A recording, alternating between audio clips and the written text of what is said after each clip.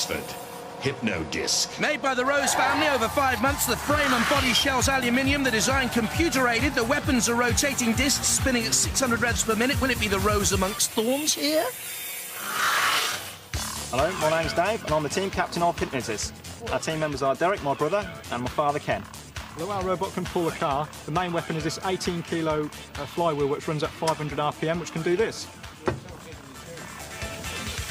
From County Durham and Lewisham, Robogeddon. Here we have a pneumatic ram and lifting arm capable of hoisting a grown man. A Kevlar-coated aluminium shell over a steel frame, another family-made machine, and a warning: don't rile the riles.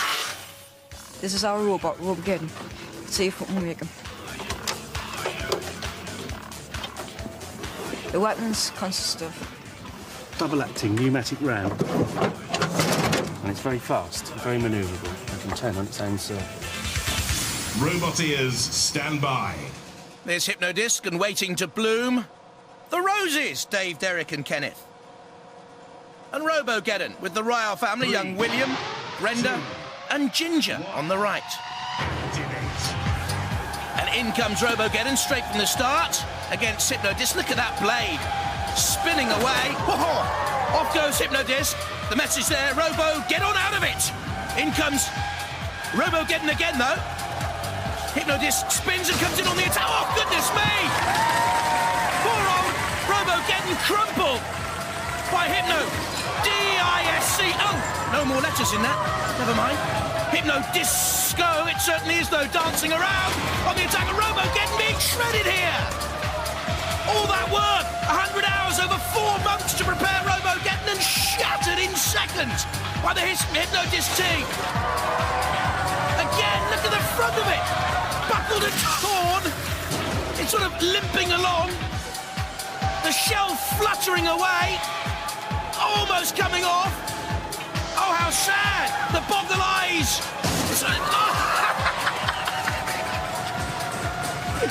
Oh, you shouldn't laugh. Look at that, laid bare. Oh, dear, oh, dear. Poor old William Ryle. He's only 13. He's put this machine together.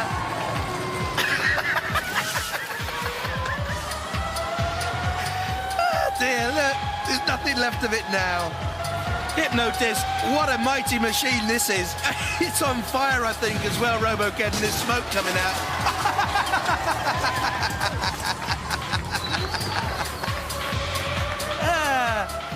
What's Ginger saying there to little William? There's a way back into this for us? I don't think so. The wheels buckled now as well. There's no shell, no wheels, no weapon, no hope. Oh, Hypno-Disc, this is the most complete destruction I think we've seen in Robot Wars ever. Oh, there's the CO2 canister. Oh, that was splendid. Well, well and truly beaten. Well, Hypno-Disc and Robogeddon. What a fantastic spectacle. Come up, lads.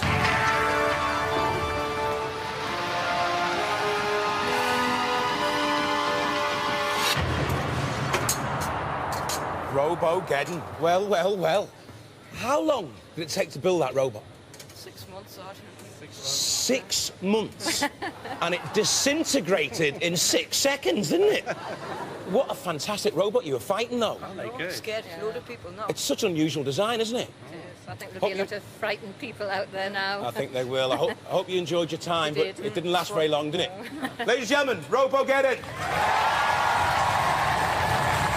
Well. I've never seen anything like that before on Robot Wars. I mean, it completely battered that robot. It just ripped it to pieces. It's devastating, isn't it? Yeah. I wouldn't want to find that in my laundry basket. Never mind to kill a lot. We wanted it as a war of weaponry. And how come the disc is so destructive? It's the weight and the energy contained in the disc when it's spinning at up to about 500 RPM. It's a brilliant robot. I think you could go all the way. Ladies and gentlemen, Hypno-Disc!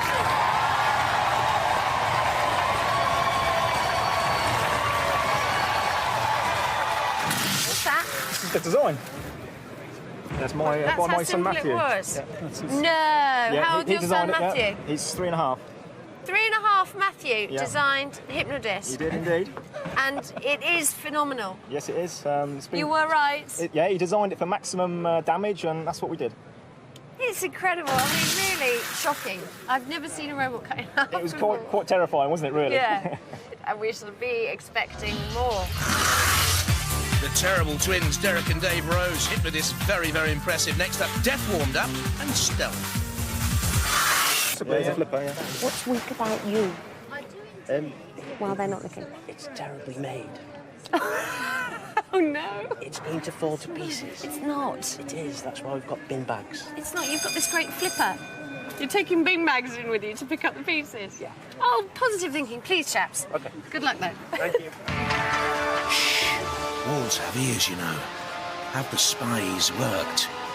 The Stealth team reckon their robot's been made out of sticky back plastic and have those bin bags at the ready. Roboteers, stand by. And there is Hypno-Disc. 3.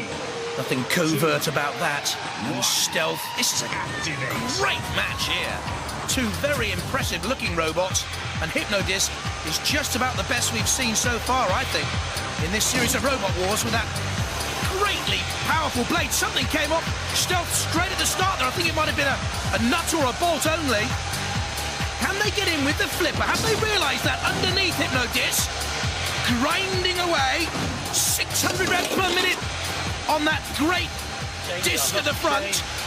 Again coming in on the attack on Stealth. Oh, just flipping it around, and look at the back blade of Stealth. Immediately knocked to one side and buckled. Matilda thinking twice about attacking Hypno-Disc. Well, look at this. Jumped up in the air, Hypno-Disc with a blade of Stealth completely flying off. Off goes the blade of Stealth. Hypno-Disc flown up into the air. Bits and pieces flying around the arena floor like a great bucking bronco. Hypno-Disc back and together in one piece, unlike Stealth. That's another piece that's flown off from somewhere. Debris all over the arena floor. Look at the damage there to Stealth again from Hypno-Disc. This is wonderful stuff. Matilda again retreating into the CPZ, and wisely so. Oh, Stealth. There's hardly anything left now. Down to bare bones. Groggy, reeling in dismay. More mayhem and machinery. The machinations in the minds of the Hypno-Disc team. Malevolent. In it comes again, slamming Stealth against the arena wall. Ooh, and they know they're seconds away from oblivion. Look at that. Wonderful. All our planning in Robot Wars aimed at this. Devilish. Destruction. Damage. Demolition. Sticky back plastic. Oh dear, you'll need months of welding after. Up goes the flipper, that was the danger. No chance of Hypno-Disc being flipped now. Oh dear. Cease. The guts of Stealth exposed. Well, Stealth's not so stealthy no more. The winner, of course, is Hypno-Disc.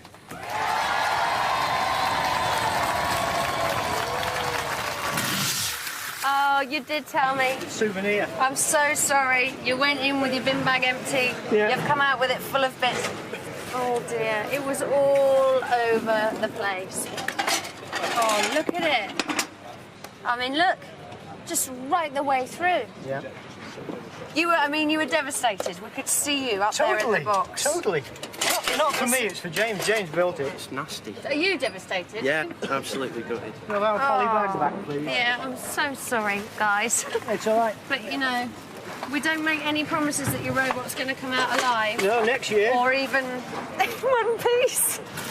People are very frightened now. Well, we've still got a few problems with the control. I was stuck in the corner with Matilda for a while, and that wasn't me attacking Matilda. That was it took on its mind of its own. So. And if you can shear through a flipper just like that, yeah, that's the benefit. Very well done. I think this is the most destructive robot we've seen on Robot Wars so far. Thank you. Well done. Cheers. Roboteers, stand by. And there we have Berserk 2. 3. Huddersfield against 2. Hypno-Disc of Oxford. Activate. Berserk 2, a tentative start. Go on, run away. I don't blame them. Oh, coming in on the attack though with a forklift. Well, that's the first time we've seen Hypno-Disc even put off. in this heat. And bravery here by Berserk 2, looking to use that forklift to flip Hypno-Disc. The Achilles heel, we know that, and obviously the Berserk 2 team have realised it too. And Hypno-Disc here, befuddled, bemused, boxed in, but now breaking out. Oh, and up and over goes Berserk 2 from the arena floor. Now they can right themselves, I'm sure. But look at this, driving onto the arena spike. They can use their weaponry to right themselves, the forklift and the hammer. Stuart Ford, Chris O'Connell, trying to get Berserk 2 up and over and right it again. In comes Hypno-Disc. Not as punishing so far. The body shell is alloy on Berserk 2 and withstanding the attack so far of Hypno-Disc. Hypno-Disc flipped up as well by the arena spike. Get up there. The Rose boys will want to come back in with a concerted drive and get that spinning disc cutting in on the shell of Berserk 2, but it's Berserk 2 at the moment trying to create some damage, but pushed into the CPZ and Killalot, this could be decisive. Don't forget, should it go to judges, they will be looking to mark on style, aggression, control, damage caused. Both cherry pickers look very, very tight, don't they? Concern the teams in those cherry pickers looking on. Berserk 2 slamming down again with the needle-like weapon at the front. There's the Rose boys trying to get Hypno-Disc off those arena spikes, and the 600 reps per minute spinning disc is slow at the moment. You can see the teeth there and the razor blades, but it's caused no damage. This is a major surprise, and it will go to the judges. I didn't think it would last this long, did you? Well done anyway to Berserk 2 for staying in there, and this is very, very close. Epic final, that. Well, both robots were still mobile after that epic battle, so let's go to the judges for a decision. How on earth are they going to decide this one? Martin Smith on the left, Noel Sharkey in the middle, and Adam Harper there on the right-hand side. Let's look at the key moments again. An early attack by Hypno-Disc, but flung away by Berserk 2 twice. Now Berserk 2 trying to get that forklift in underneath Hypno-Disc. This could be a crucial attack in the final as the judges deliberate. Killalot also into the fray. But this could be crucial. Berserk 2 thrown by the arena spike. Not only do you have to judge your battle against your opponent in the house robots, but also against the arena obstacles. Remember Behemoth going out earlier on in the series like that? Now who's the most aggressive here between the two? Very, very close. I think this is the closest final we've ever had, and I wouldn't like to be in their shoes. Who has won this on damage, style, control, and aggression? Very close, Craig, I think. And the judges have given it to Hypno-Disc. They're through to our series semi-finals.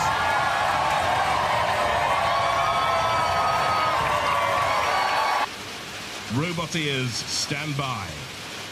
Hypno-Disc, sadly, twin brother Derek couldn't be here today. There's Ken and Dave on the left. 3, 2, 1, activate. Controls of Evil Weevil, Michael Walsh. What a likeable but earnest young man he is. Serious? Has to be. Hypno-Disc is deadly. Evil Weevil, stay out of trouble, I would. And maybe try and lift with those front spikes. Oh no! Michael, get away from the CPZ. Well done. Well, just deflecting a blow of Hypno-Disc. This is interesting because if the weapon doesn't cause damage from Hypno-Disc, what else does that spinning robot have? Mind you, it does have the disc, and look at that! Causing problems for Evil Weevil. Something flew off the shell of Evil Weevil. Good battle here. Kevin Pritchard's now taking the controls of the Beetle. That's an interesting development. And I wonder if he's trying to get those blood-tipped spikes in underneath Hypno-Disc. Got quite a high ground clearance, you know, 23 millimeters. And maybe Evil Weevil can get in underneath. That's what Kevin thinks. Holding the controls high to get a clean, crisp signal out to the Beetle. But it's Hypno-Disc on the attack. Something flies off again. Hypno-Disc pushing Evil Weevil. Oh, slamming and lifting it. And there, don't forget, Killalot awaits in the CPZ. Evil Weevil dangerously close. Do not back towards the CPZ. That could be the end of the Beetle. Kevin Pritchard gets your machine up and away from that area. Is there a problem with the controls, I wonder? They can't get a clean run away, and it's Hypno-Disc on the attack, inexorably pushing Evil Weevil towards Killalon in the lance. Good driving here by the Roses. And Evil Weevil, well, a rose between two thorns, three thorns, shunt, Dead Metal, Kill-A-Lot, all in on the kill of Evil Weevil, immobilised in the CPZ. You do not want to be in there, Kevin Pritchard. And boys, that's what happens when you let the teacher take over. Well, Evil Weevil is exterminated. Hypno-Disc goes to the rent-a-kill. Hypno-Disc goes through. 101. Heavy, low centre of gravity and well controlled by Mike, and Hypno-Disc with the powerful weapon. 2, 1, activate. Hypno-Disc would be the favourite here at the start of a battle which will see one of these robots into the grand final. Our last seat at the great party is about to be filled by one of these. 101's extra traction on the arena floor because of the screws embedded in the tracks we've been telling you about all series. There, the little front prodding spike as well on 101. The hydraulic ram, if you like. And a worthy weapon, is it? Onto the Hypno-Disc, which spins slowly, trying to rotate up to its maximum 600 revs per minute. Backing away, Hypno-Disc, under the controls of Dave Rose, who's built and flown radio-controlled aircraft for the last decade. There, though, Mike Franklin at the controls of 101 we saw briefly. 101 pushed towards Dead Metal into the CPZ. Between a rock and a hard place there. Get out, get out, get out. Well, he has got out. Well done, 101. Hypno-Disc spinning quickly. Mike Franklin at the controls of 101. Amy looks pensive, a little bit worried alongside him. With the furry mascot. No furry mascots there. In fact, no fur on the head of Kenneth whatsoever. Really? It's Hypno-Disc underneath 101. Bouncing. Very close, this semi-final battle here now. Hypno-Disc turning away. Backing into the CPZ. Dead Metal has it into his clutches. Bad driving there. Oh, and down comes the circular saw of Dead Metal. A little yellow flag there you can see on the top of Hypno-Disc is Derek Rose security pass into the arena. He's not here in body, he is here in spirit, and perhaps that spirit helped Hypno-Disc get away from trouble there. They needed something. A miraculous escape. Now on the attack, Hypno-Disc 101 onto the flame pit. Hypno-Disc's weapon, you know, throughout this semi-final has not been as potent as we thought. Power. Look at this, two great robots push against one another. Well, the Roses look on as Hypno-Disc now tries to get away from Dead Metal for a second time. No great power or revolutions behind that weapon now. Is there something wrong with it, I wonder? The judges look on because it could be they who make the final decision here. Who goes to the grand final? They will have to make a decision because time is running out. The judges will decide whether it's Hypno-Disc or 101. Cease. They come to a halt, significantly side by side. It was that close. Who won? He doesn't know. Neither do I. This is a first on Robot Wars. Not only the judges want to deliberate further, they want to come out and inspect the robots first-hand for damage. It's that close, then. They have to look for damage. Adam Harper bends down. Expert in electrical engineering, Professor Noel Sharkey from Sheffield University. And Martin Smith, another electrics engineering expert. Who sustained the most damage? Try and give you a few clues, shall we? Well, sparks flying as 101 came in on the attack, up and over Hypno-Disc. This for a place in the grand final. It's very, very important. 101's front prodding spike to no great avail. No, neither the blade of Hypno-Disc, who took damage from Dead Metal, having poorly driven into there in the first place. Don't forget, that's bad control. Lucky to get away, in my opinion. On the attack, though, underneath 101. Aggression from Hypno-Disc. 101 into the clutches of Dead Metal. Even Stevens. Still they look on and peer. Is there a dent? Is there a mark, a scratch? I think they've got their decision. We'll have it very shortly. Who's won this one? The tightest battle in Robot Wars history. Mike and Amy look on. And the Rose Boys. Well, I'm being told what their decision is, and they've gone for Hypno-Disc!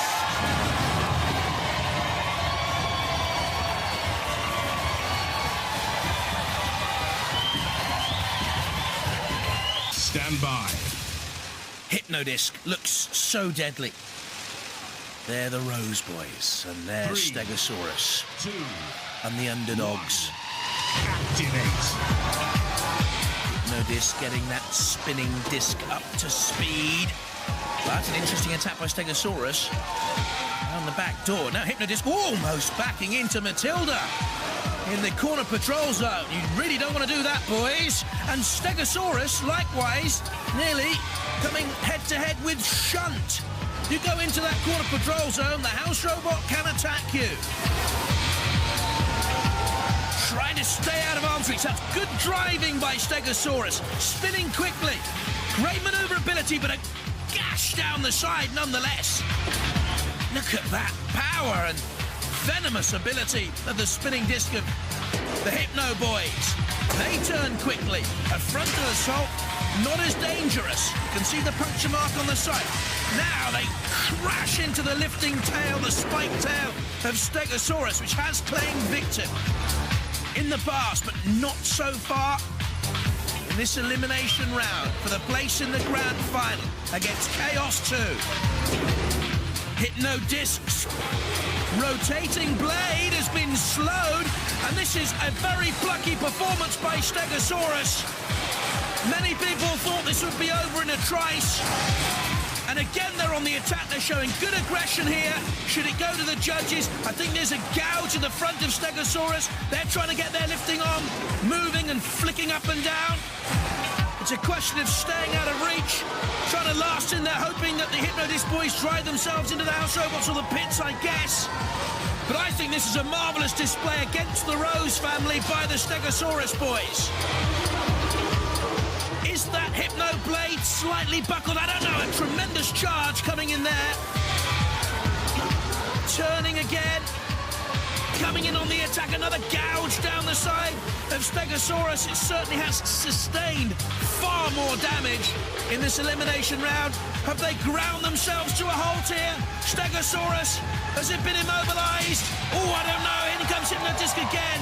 Look at the great scratches and slices out of the side of Stegosaurus. The tail is moving. The tracks are still moving. But there's no control. Look, slammed against the arena wall. And now I think they are dead. Cease. The tracks have stopped. They're immobilized. And Hypno-Disc are the winners. And the damage caused there to Stegosaurus decisive. Enters now the vision of the fans in the arena. Will start as the favourite. Has the fan club. And there the sleek and silver Hypno-Disc.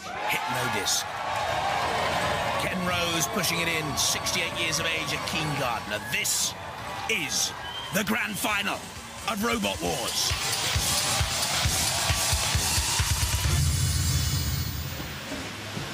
Roboteers, stand by. Chaos 2 with the flipper, formidable.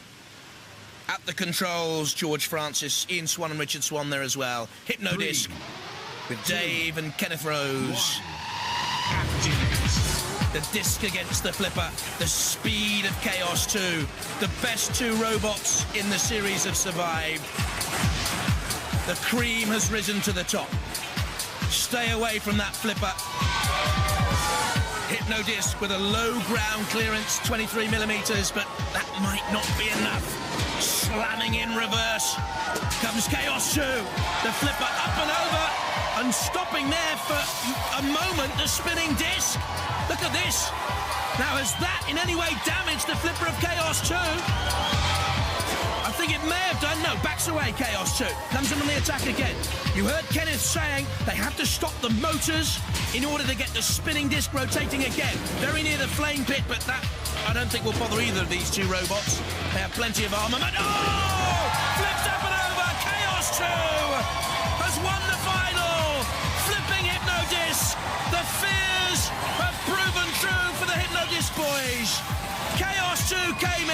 got underneath the disc, ironically, flipped up and over, and Chaos 2 are the worthy winners of Robot Wars, the champions. Crowned as Hypno-Disc lies battered and beaten, the house robots close in. There's Sir Kill-A-Lot. George Francis will try and keep Chaos 2 away from Matilda, and attacks Matilda now. You can see the chainsaws come off the back of Matilda. What an untidy and ghastly sight she makes. Shunt, try to get away from Chaos 2, and why not?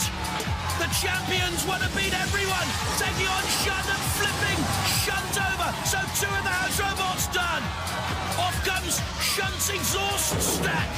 Chaos 2 once more toying with the house robots and destroying them. This is great fun, but they will be back, of course, and revenge will be in their hearts for the champions in the next series. But George Francis and his team, magnificent champions.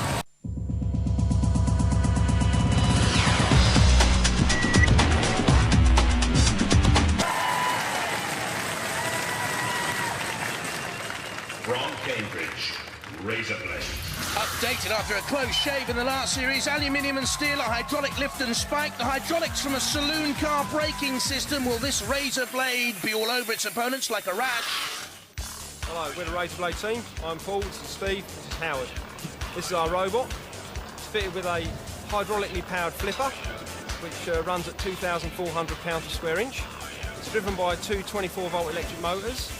And we've replaced the chainsaw that we had on the back last year with a spike weapon to give us a bit more manoeuvrability and a bit more weight to play with. We're hoping to do well. If we get mullered by the house robots, we're happy with that as well. From Banbury and seeded number 2, Hypno-Disc. Very quick at up to 20 miles an hour, powered by those 3 motors and hugely destructive with a 750 RPM spinning disc. The shell is aluminium and mild steel to engineer precision. In the last series, very little could live with Hypno-Disc. The singular most destructive robot we've ever seen. Crash and bash and smash, little left of anything else. It ripped and tore its way through the early battles. But ultimately, the Rose family was bettered by Chaos 2, the machine that went on to win the last series. They got in with a wedge attack and stopped that spinning disc. Then, flipping Hypno-Disc, they realised there was no Srimek. The disc comes back with one this time. Will that be the difference? Hi, I'm Dave, the team captain. This is Derek and our father Ken. This is our robot, Hypno-Disc, based on the same design as last Wars. A number of improvements we've made on the self-righting arm to get us back on our wheels, the much stronger teeth and far more powerful disc. From Manchester, Predator. Pneumatically powered weaponry here, a lifting fork at the front, a spiked pickaxe at the rear. The head comes from a wok, the dreadlocks from a beaded curtain, the chassis from the armour plating of a police van. Hi, my name's Barry. This is Stephen. Behind me is Christopher. We are Team Predator. This is our robot, the Predator. This is a front lifting ram powered by CO2 and it's very speedy and very deadly.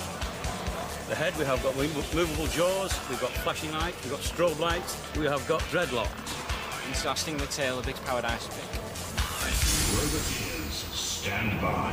Razorblade, captained by Paul Hart, the driver, Steve Scotcher, the tactical expert, and Howard Andrews with a beard. His job is panicking, he says. There's Hypno-Disc, the all-powerful Dave, Derek, and Ken Rose, Ken in the middle.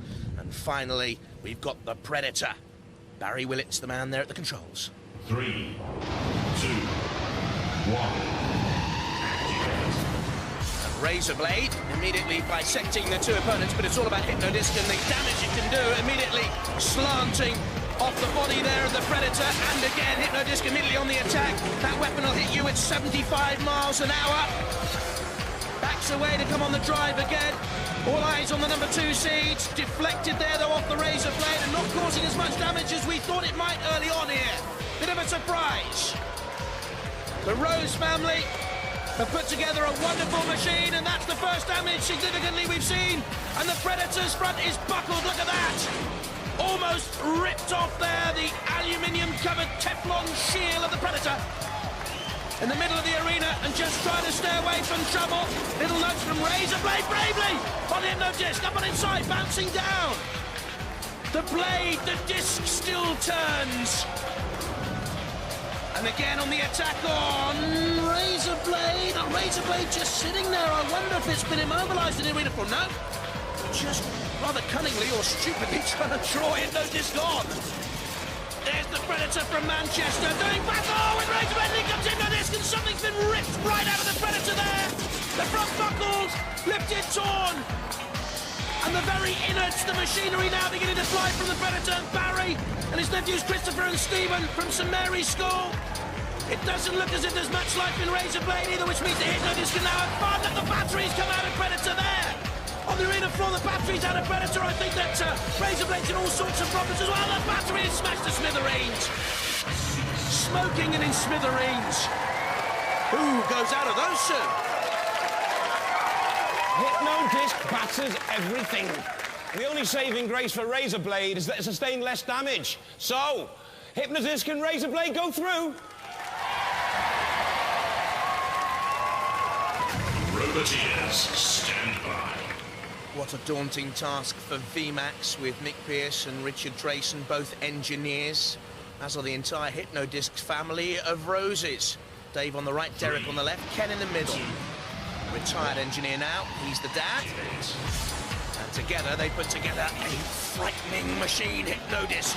But dancing away, VMAX has done well so far, coming into the event very late on. Oh, goodness me! The first attack leaves a shard of metal on the arena floor. Look at this. The side panel flies off. And I think they've done more important damage as well. I think something is broken. There's gas being vented from VMAX. They must have severed some pipe. You can see another jet of gas there of some sort flying out of VMAX. Don't forget the flipper is pneumatically powered. That's the end of the flipper, in other words. And Hypno-Disc comes in for the kill. Poor old VMAX came in late, leaving early. Isn't that always the way at the best parties? And here, Hypno-Disc is enjoying one on the arena floor. It only takes 2.5 seconds to 3.5 seconds max for that spinning disc to get up to power. Frightening, isn't it? And poor old Mick Pearce and Richard Drayson just want VMAX to come home in one piece. You've got no chance, boys, because if Hypno-Disc doesn't get you, the House Robots will, and Hypno-Disc surely will. Out comes the battery again. They've done it again. They've totally destroyed and mashed, buckled, bent and beaten opponents into smithereens. In comes Shunt. In comes Killer with the blinking deadly eyes and dead metal. There is no life left in V minimum. VMAX to give it its real name, but it was minimum problem for Hypno-Disc to dispose of the late substitutes, game substitutes. Well done, off the substitutes bench, in they came. But Hypno-Disc all-conquering, all-powerful. And I wonder if later on in the series you'll see Hypno-Disc battling against the likes of Chaos too. What a formidable fight that would be. Seeded, of course, top 2 for Robot Wars in these championships. VMAX have played a minimal role in the Robot Wars history, but a game and sporting one as the roses again blew in Robot Wars with Hypno-Disc. From Banbury and seeded number 2, Hypno-Disc. It's David against Goliath. It's the Hypno-Disc Rose Boys, the favourites. From Cambridge, Razorblade. The poor old Blade team, Paul, Stephen, getting booed. The audience don't know what we know. It's bleeding to death. 3, 2, 1. This is a little bit like putting the heavyweight boxing champion of the world in against my gran.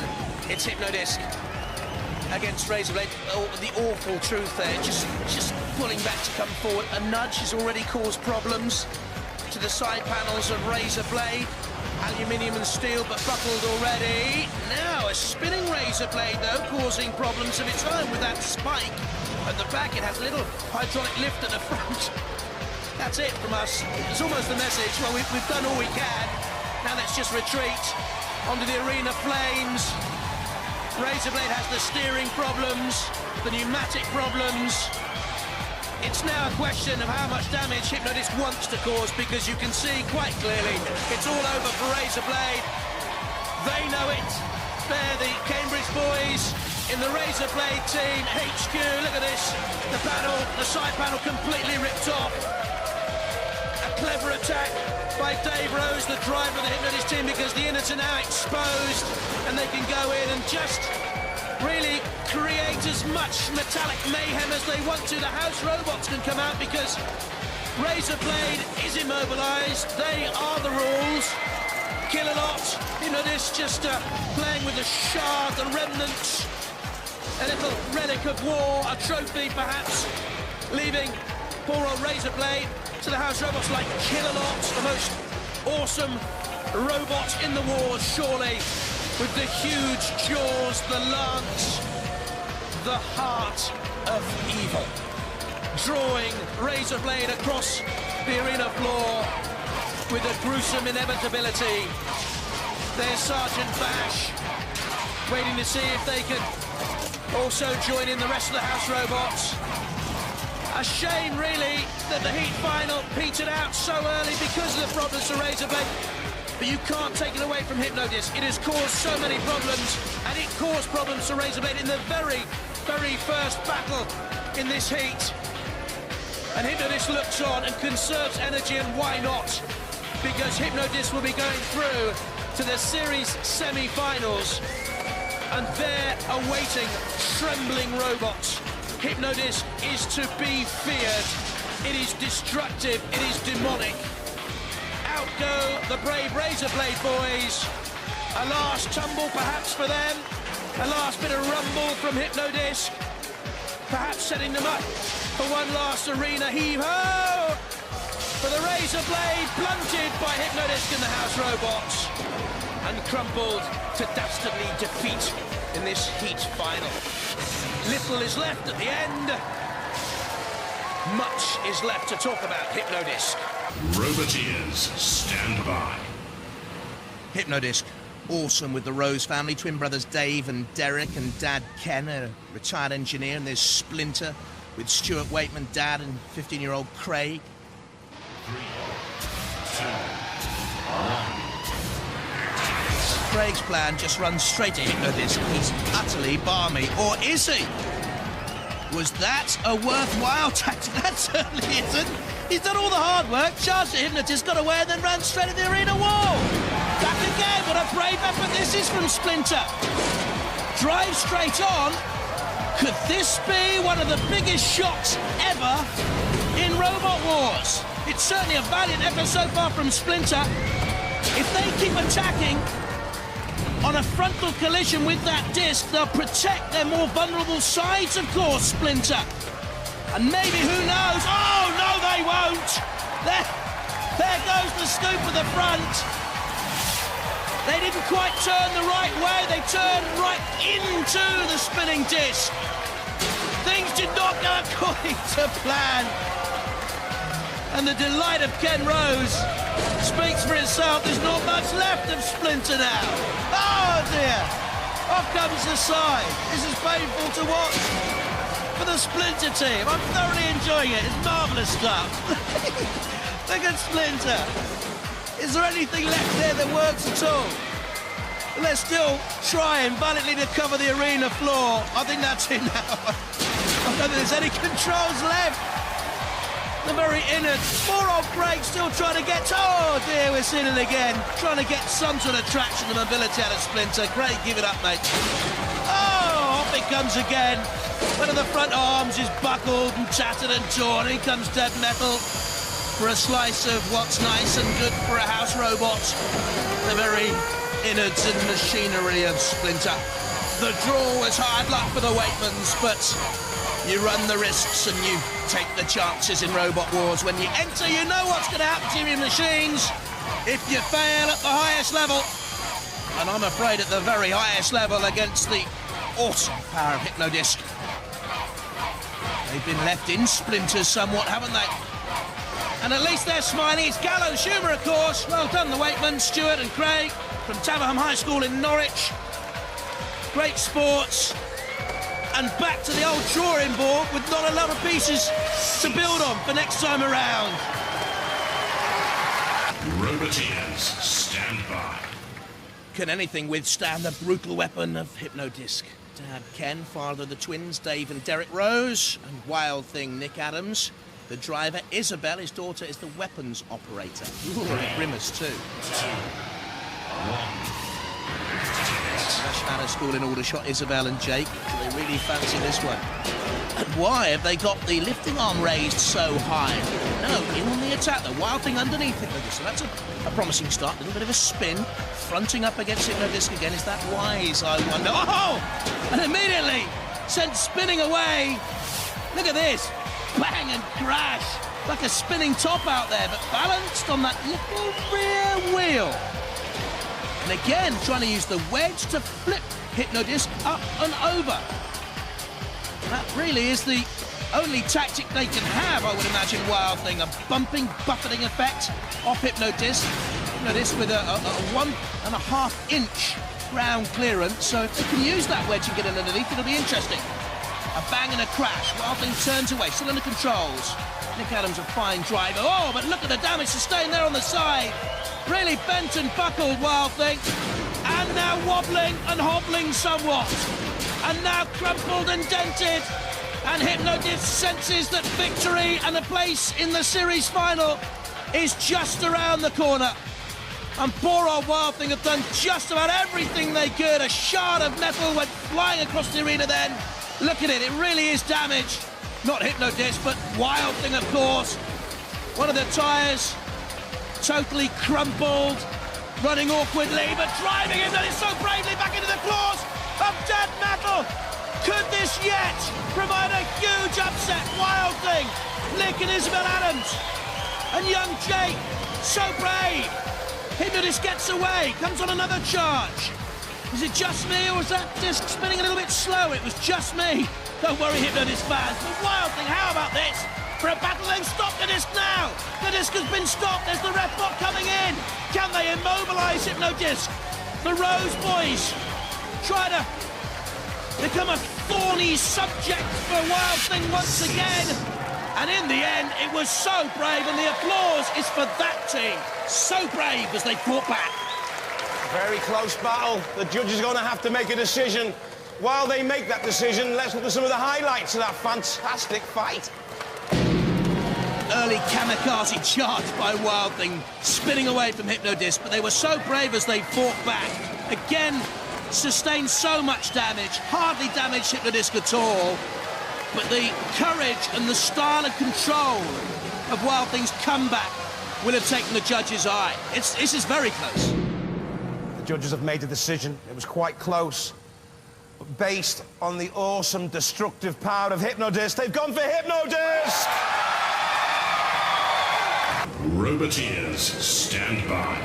Hypno-Disc with Dad Ken and the twins Dave and Derek. Spin to win, that's our motto, says Ken. Here's Pussycat, Alan Gribble, they're on the right, son David at the controls. Robin Herrick, team overseer. Activate. Pussycat immediately on the attack. Look at that blade, or something's come off there. Hypno-Disc straight away. It's caused damage to Hypno-Disc straight away. I think it caused damage to one of the wheels.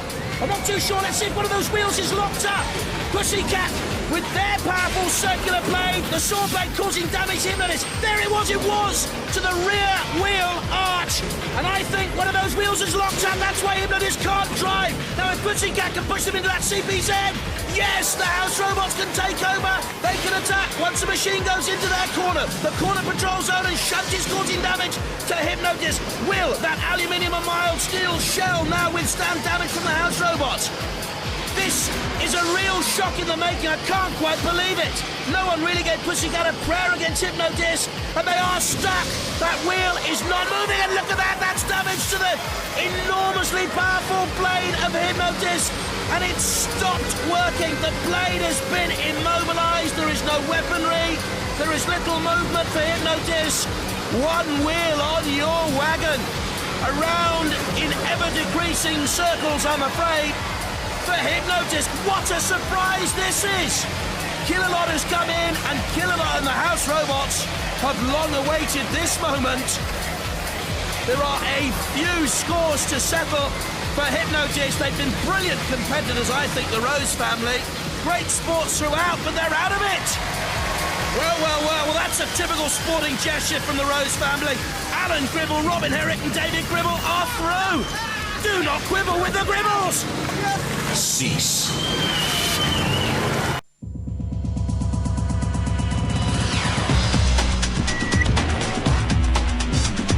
From Langport in Somerset, Wheelie Big Cheese. So a big Robot Wars port salute to Roger Plant's machine at 99 kilos, the latest in this mayhem. 224-volt motors, a Shremek, and the flipping arm.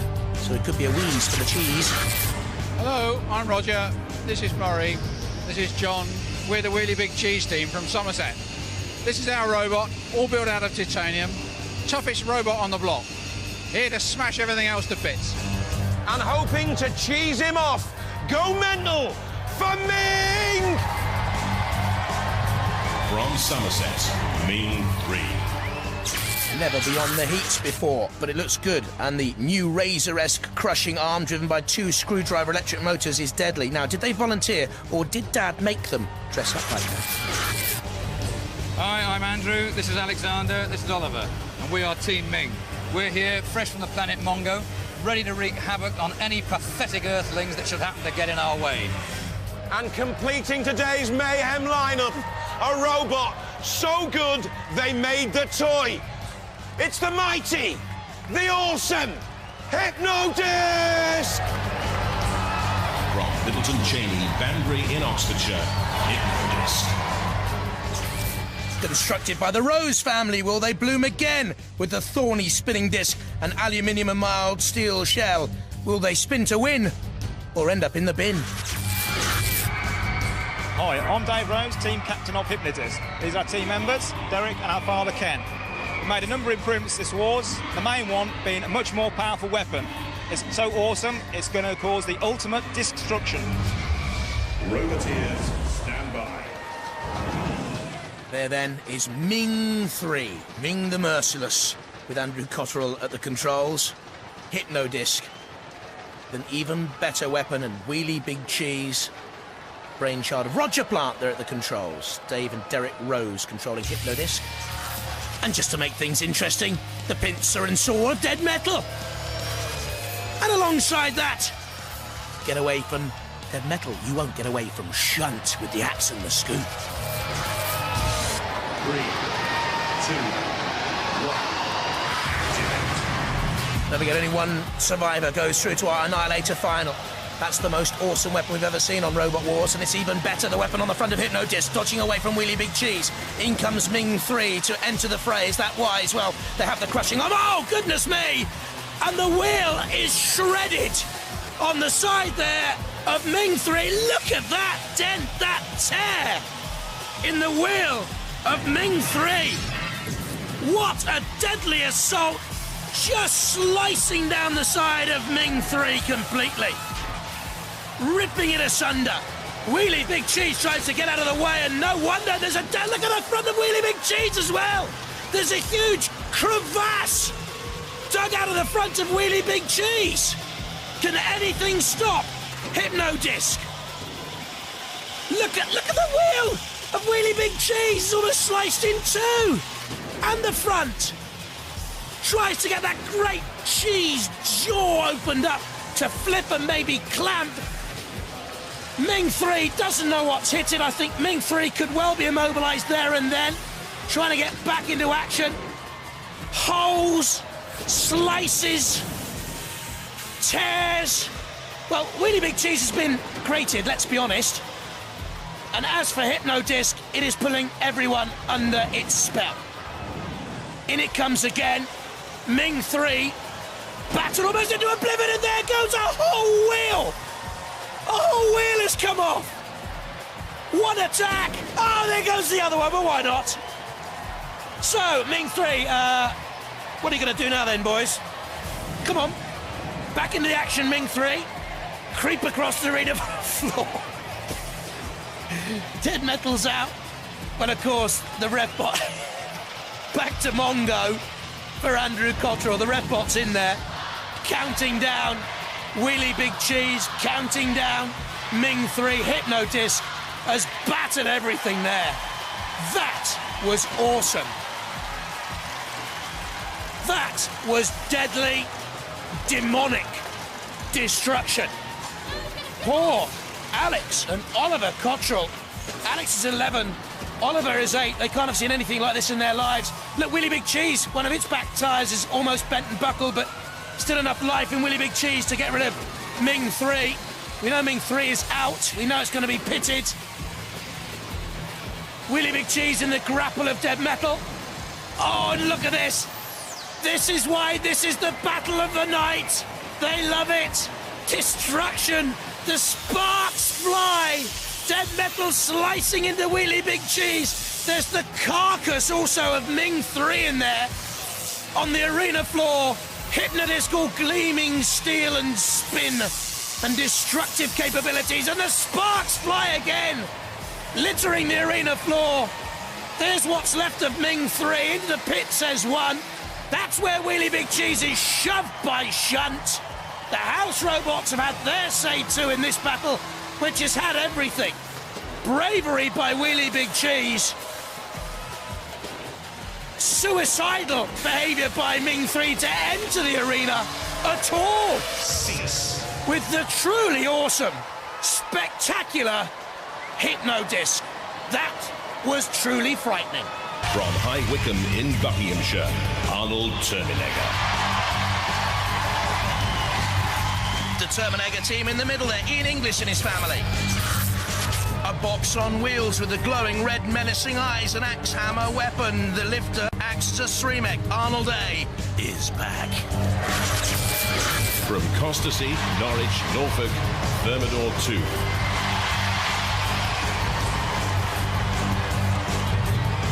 On the right, David Harding and driver Ian Harvey. The most impressive performer in Extreme so far. The pneumatic CO2 flipper is devastating powerful. The claws will drag opponents on. And with 95 kilos slamming into you at 50 miles an hour, the Thermidor's cooking. From Gloucester, Pussycat. David Gribble driving on the left-hand side. His dad Alan behind him and Robert Bettington. The Cat's litter, anything chewed up by the patented Pussycat blade. Agile as a cat, 14 miles an hour top speeds. A grand finalist in the last series of Robot Wars. From Thorpe Marriott, Norwich, Splinter. The Splinter Boys far right, Stuart and Craig Wakeman. A semi-finalist in Series 4 looking for revenge against Hypno-Disc. Fast at 15 miles an hour, a pneumatic axe weapon and grabbing arm. From Belmont, in Hereford, Exterminator. The X-Men, Marlon Pritchard and Paul Lewis on the left there. A Series 4 semi-finalist, the quickest here at 18 miles an hour. The axe alone weighs 37 kilos. It has a Sremek, the whole thing driven by a 24-volt motor. From Middleton Cheney, Banbury in Oxfordshire, Hypno-Disc. The Hypno-Disc Rose family in the middle.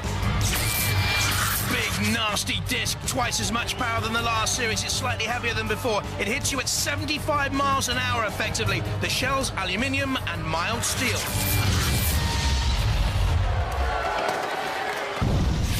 And the house robot thrown into mix and match. Shunt with the bulldozer scoop and the diamond-edged axe, powerful, resolute. And Matilda, pugnacious, pug ugly, pig-headed.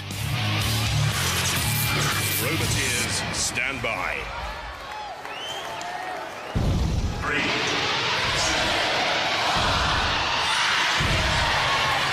Thermidor and certainly Hypno-Disc would be the favourites for this, but look for Pussycat as well. Immediately on the attack on Arnold A. Also Splinter underneath Arnold A. There's Hypno-Disc backing away, crunching on an Exterminator. There's Exterminator with a big blade being pushed around there by Thermidor. Arnold A again under pressure from Pussycat. Pussycat spins away to have a go this time at Splinter. Splinter in on the frame as well. Hypno-Disc backs away. This is Thermidor. Hypno-Disc thrown up on the top of Exterminator there. And Hypno-Disc taking pressure from Pussycat. They're all off the Hypno-Disc. Early on there's Arnold A with the axe coming down on Hypno-Disc.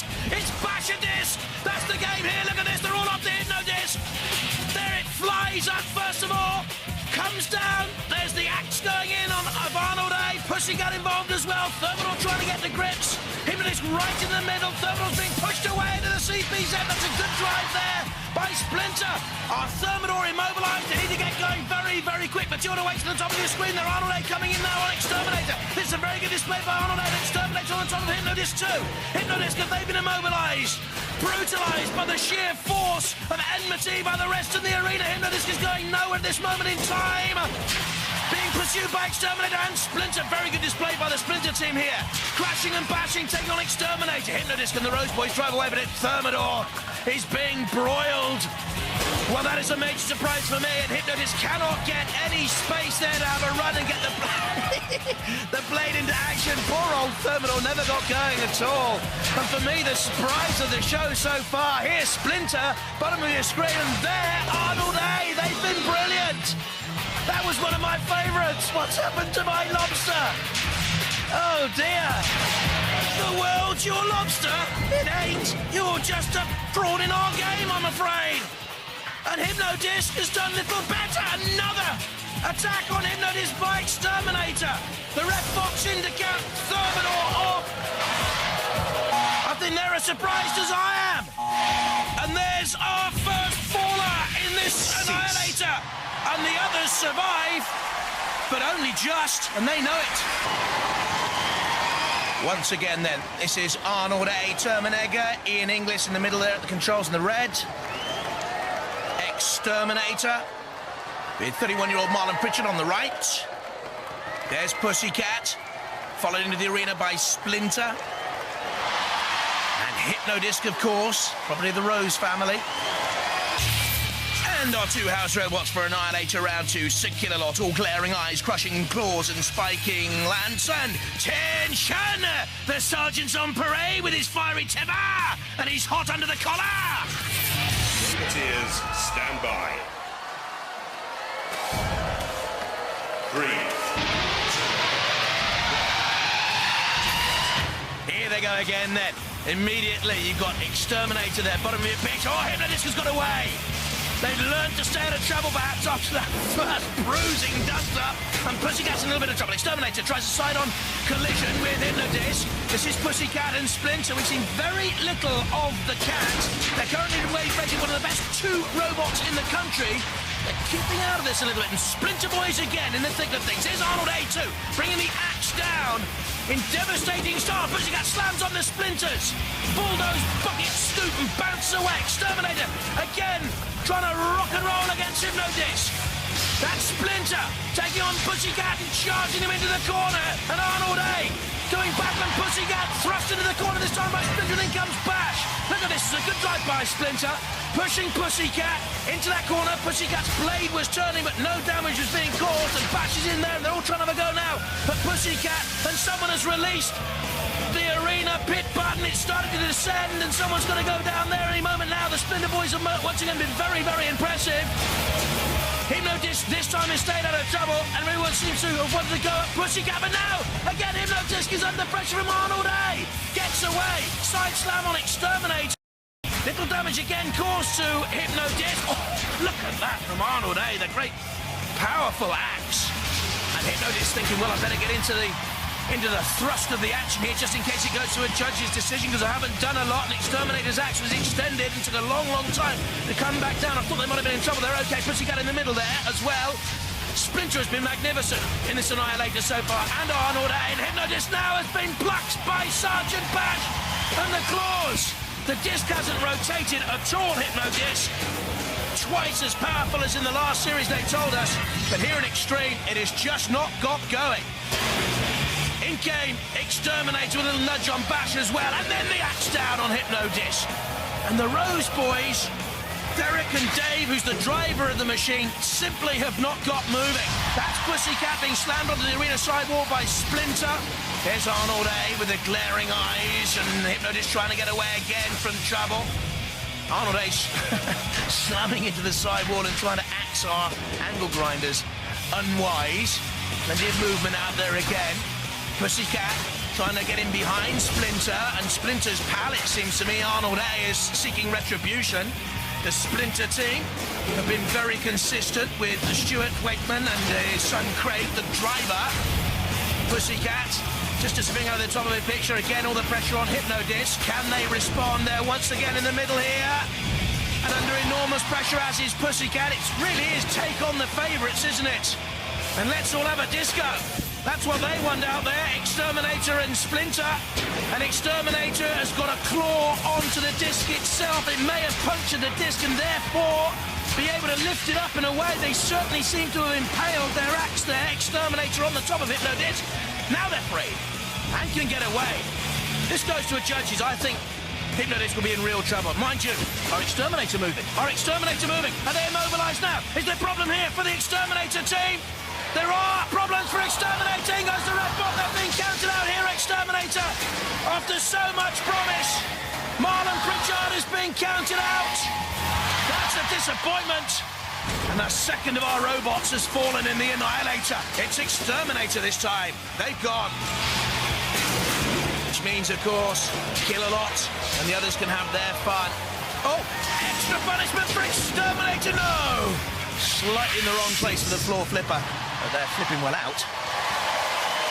Arnold A. Terminator and Splinter first out into the arena. The Arnold A team, Ian Inglis, Holly, his daughter, Steph, his wife, there on the left, and Stuart and Craig Wakeman with Splinter. Here comes Pussycat, quiet so far, I think, and Hypno-Disc. David Gribble at the controls of Pussycat with Dan Allen and friend Robert Bettington there in the right. And our house robots for the clash are Dead Metal with the long-reaching, tight squeezing pincers and penetrating puncturing saw, and Shunt once again with a frontal assault from the Bulldozer Ram, followed by an axe blow or two. Roboteers, stand by. The ref bot checks, and we wait for the green light. There it goes. And the robots in action immediately. Pussycat more aggressive at the start of this one, it seems. Straight in on the side of Arnold A. Terminator. In the pits, we heard how much damage they were sustaining. Splinter, oh, the arm nearly got caught by the Pussycat blade there. Hypno-Disc is again fairly immobile. They lack some sort of motory power in all of this, I'm sure. Splinter seems a little bit cagey. Pussycat slammed away there by Arnold A. Terminator. Hypno-Disc is going nowhere. There goes the arena buzzer.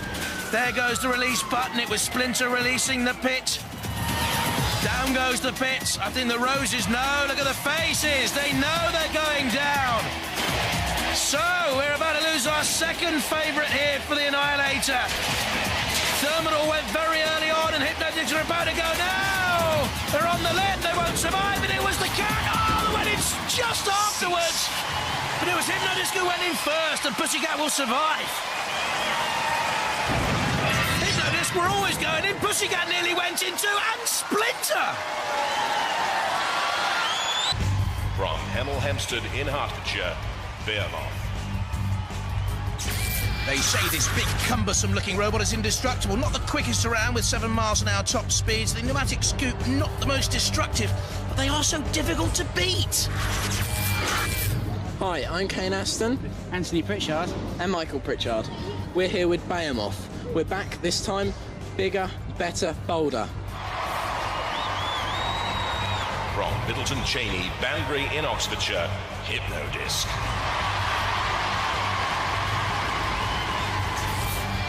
Sleek and mean, twice a grand finalist. Slightly the heavier here, and it's used that extra weight to give the disc twice as much power as before. Terrifying. Hi, I'm Dave Rose, team captain of Hypno-Disc. These are our team members, Derek and our father Ken. We made a number of improvements this wars, the main one being a much more powerful weapon. It's awesome now, it's going to cause the ultimate destruction. And just to make things interesting, our 2 house robots in the arena, Sergeant Bash with the long tongue of fearsome flame, and Dead Metal ready to put the squeeze on anything with those punishing pincers. The Rose boys, controls Hypno-Disc, and there's Anthony Pritchard, controls of Behemoth.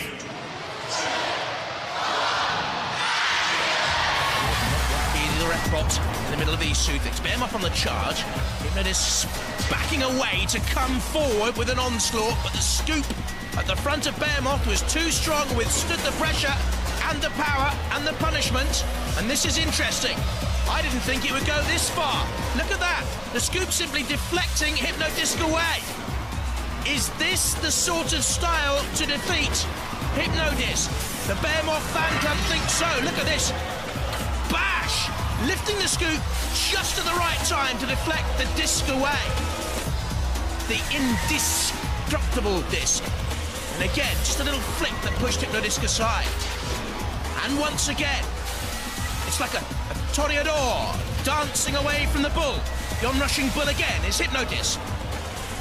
At the control of Behemoth, Anthony Pritchard. He's a model maker now. By profession is Anthony. And a model lesson here to roboteers everywhere of how to take on Hypno-Disc's spinning weapon. Behemoth, they say, cannot be beaten, and they've driven Hypno-Disc into the CPZ, and Sergeant Bash has it in its clutches. Look at this. This is a great drive by Behemoth. Out comes the flick of flame from Sergeant Bash's torch. Hypno-Disc is going nowhere at the moment, and they know it. They're in trouble. Oh, look at this. Dead Metal's attacking Behemoth. That is bang out of order. He can't do that. And the ref bot quite rightly going in. Is he giving him a yellow card, I wonder? I think he's brandished there, Dead Metal. Yes, he has. The Metal gets a yellow card, quite rightly so. Get out of there. We'll argue with the ref bot. Not in his current mood. Oh dear. Hypno-Disc. This is another surprise here. Hypno-Disc away from Sergeant Bash. Only just spinning on its side and then over. Just away from the clutches, but it was a good attack again by Behemoth. There goes Hypno-Disc, finally away, but time is running out on them, they know it. Now they try and get the disc stoked up to its maximum revolution, but facing the wrong way. This is all Behemoth, and it's been a superb display from them. Oh, Dead Metal's coming in again. That was a tackle from behind by Dead Metal. Shouldn't have been in there. Refbot, get involved. No! What is he doing here, Dead Metal? Had no right to take on Behemoth at all. And Behemoth now replying and retaliating, and the Refbot does come in, I think. Yes, indeed he has. He sent Dead Metal back into the CPZ.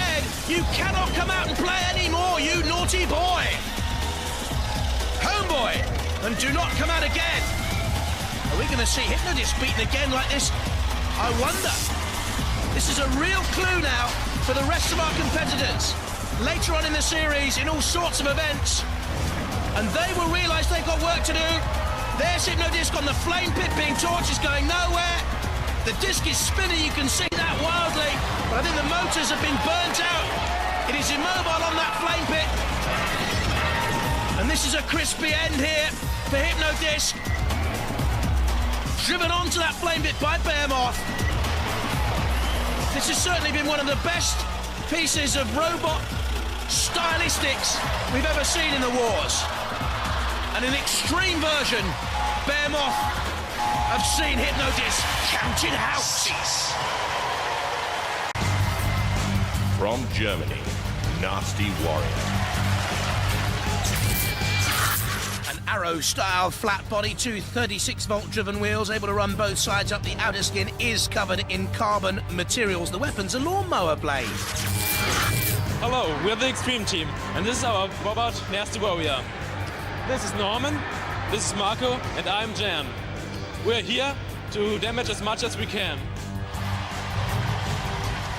From Middleton Cheney, Hypno-Disc.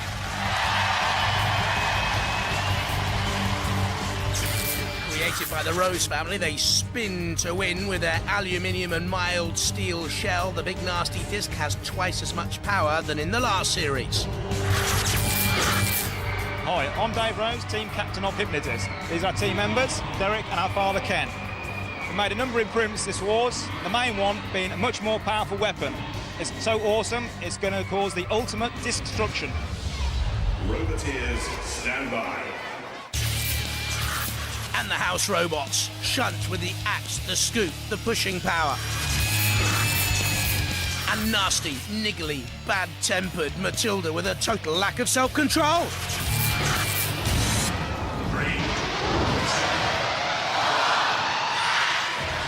Hypno-Disc coming from the left with the spinning disc, the darker features of Nasty Warrior. R.I.P., rest in pieces, I think it's gonna be. The roses mean to bloom. Look at this, already shards being ripped away from the Extreme Team from Karlsruhe. The Nasty Warrior machine, oh dear, is taking terrible punishment. Carbon? It's made of carbon, have a look underneath there. There's balsa wood, I'm sure. Carbon? Bit of plastic here. Bit of sellotape there.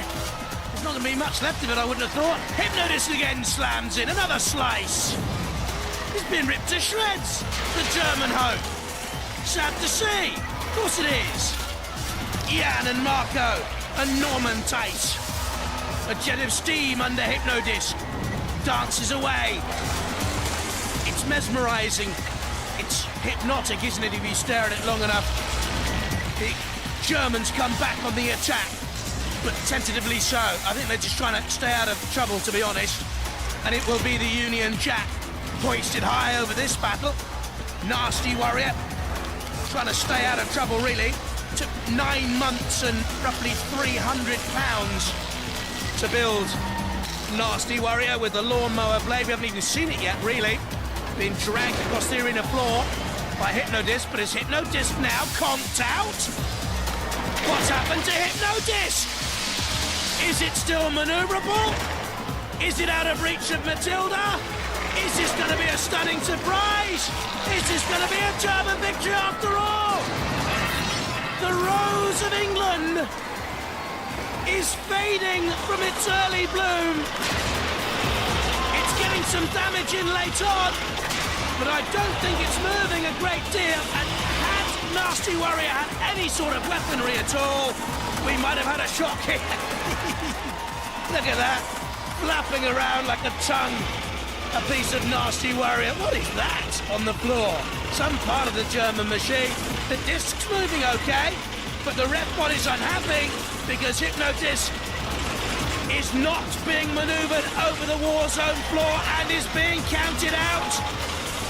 Nasty Warrior is still alive, and what a surprise! Hypno-Disc is out, and the Germans win it. That's a stunner, and they haven't won it on penalties.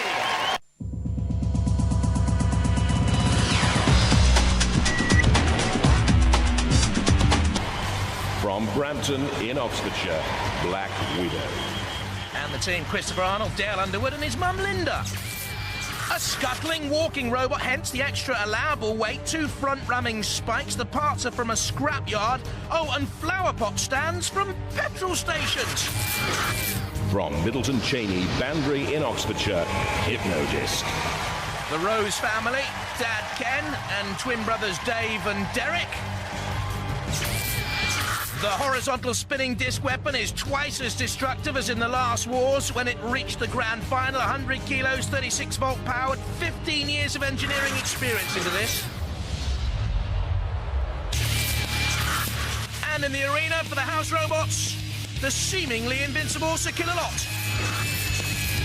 And the awesomely destructive Shunt with that huge pushing power. Roboteers, stand by. What an unlucky draw for the Black Widow team. The Rose boys very experienced. 3, 2, 1, activate. Hypno-Disc is gruesomely destructive. Those Black Widow legs would seem very vulnerable, and Hypno-Disc is just waiting. Come into my parlour. So Hypno-Disc took the spider. Well, that way did it. Hypno-Disc waits. And the spider chops down with that swinging pickaxe, controlled there by Chris Arnell, a self-employed mechanic. Look at Hypno-Disc. Come on, come to me. Just maybe feeling out the Black Widow tentacles before deciding how best can I actually go in and get my disc spinning to its destructive maximum potential. They can't quite work this out, Hypno-Disc, and I think they're maybe worried about strands of the web getting caught up in the disc. Well, are they worried? I don't think so. A little side-on attempted assault. Did it cause much damage? We'll wait and see. That did! 8 legs down to 7. Look at this. They waited their moment. The chopping ability of the spinning disc. And already Black Widow here. Counting down. The ref bot sees that Black Widow is about to be gobbled up by Hypno-Disc. Incy Wincy Spidey will be climbing no more. Out goes the Widow. And Hypno-Disc wants to come in now. But it's won the battle for a bludgeoning blow before leaving Black Widow to the husbandry of the house robots.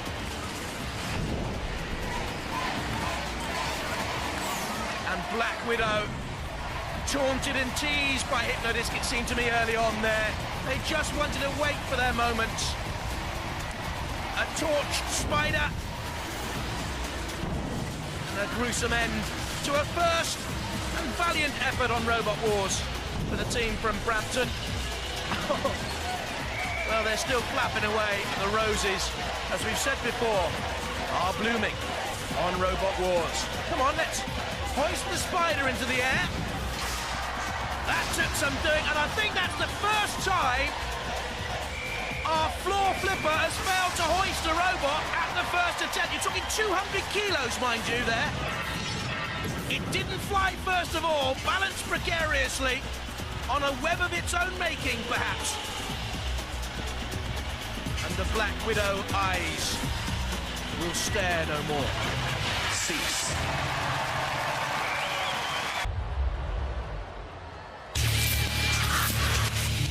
Matilda is in the arena for the first time in this heat with the tusks and the flywheel. Watch for her and, of course, her great pal, Sir Killalot. Roboteers, stand by. Spinning disc against the flipper. Classic Robot Wars encounter. 2, 1, activate. Now it's Hypno-Disc spinning away right from the start. We'll try and get the disc to hit Atomic side on. Atomic has a compact aerodynamic shell and at the moment has withstood that first attempted onslaught. Or has it? Look at there!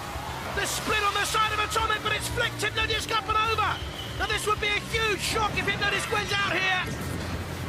They got a little bit cocky. They attacked Atomic front on and therefore were flipped up and over. And Hypno-Disc needs to be, I was going to say, on its toes, on its tyres, on its wheels. Because this is a really good battle in the making here. Oh, until that moment, surely. Hypno-Disc, look at the power, and there goes the scoop of Atomic. There goes the weaponry. The front fork not just bent, the fork was knifed away into the distance somewhere. Completely toothless now, and very near the bit of doom. I'd jump in. I really would. Save yourselves, because you've got little chance now, Atomic, surely. Hypno-Disc just waiting its moment once again to come in on the attack. They made an error judgment early on, Hypno-Disc, but survived the fall from grace, the tumble, the throw. And look at the damage. They've cleaved into Atomic. Who would go into the arena with Hypno-Disc? And the teams drawn against them in this heat, very, very unlucky.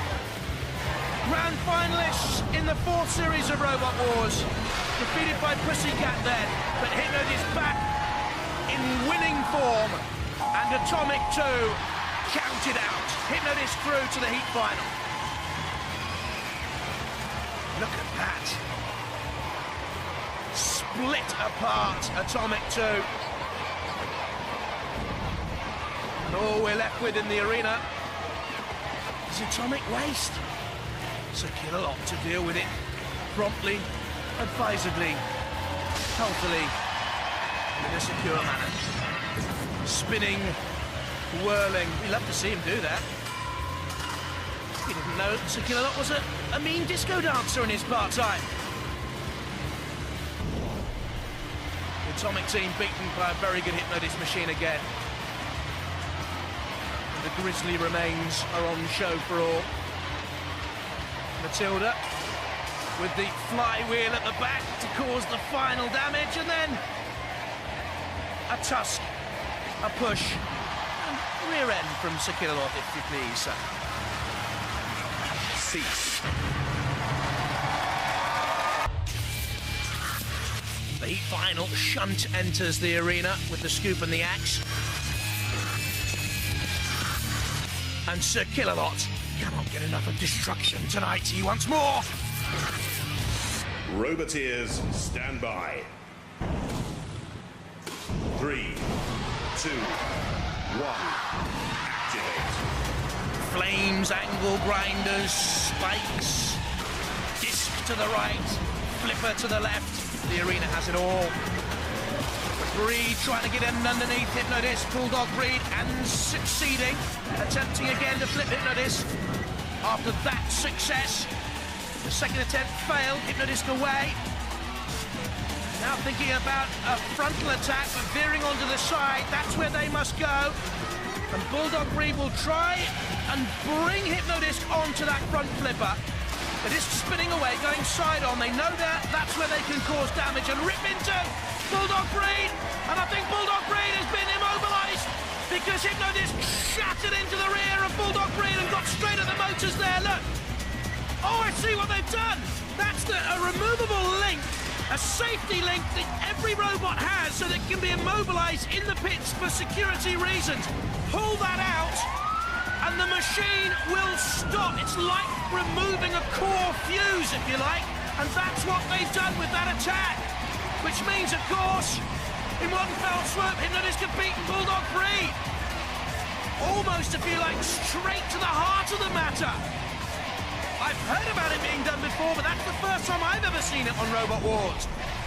It's almost like hitting the jackpot, winning the lottery, winning the balls, having birthday and Christmas all at once. And the end for Bulldog Breed is straight down the pit of oblivion, with the ref bot looking on. And I'd like to think the Bulldog Breed team were beaten by some inspired Rose driving. Again, a formidable force, Hypno-Disc. Cease. Roboteers, stand by. There's the Firestorm machine of Graham and Alex and Graham's girlfriend Hazel up there. Hypno-Disc back in the arena, of course, with a formidable spinning power as well. The Rose family, Dad, Ken, and brothers Dave and Derek. They spin to win, they say. In the arena for the house robots, Sir Killalot emerges with the crushing claws and the lance. And Shunt back again with the axe and the scoop and the pushing power. 3, 2, 1. Activate. Flipper against Spinning Disc. Classic Robot Wars encounter. In goes Firestorm. Oh, and as the first bash of the Hypno-Disc weapon conked Firestorm out. I think it's done its damage there. Firestorm had problems getting through. It ran into Matilda's flywheel tail and took damage to its flipper. And to me, that still looks buckled. Hypno-Disc releases the button that sends the pit of doom descending.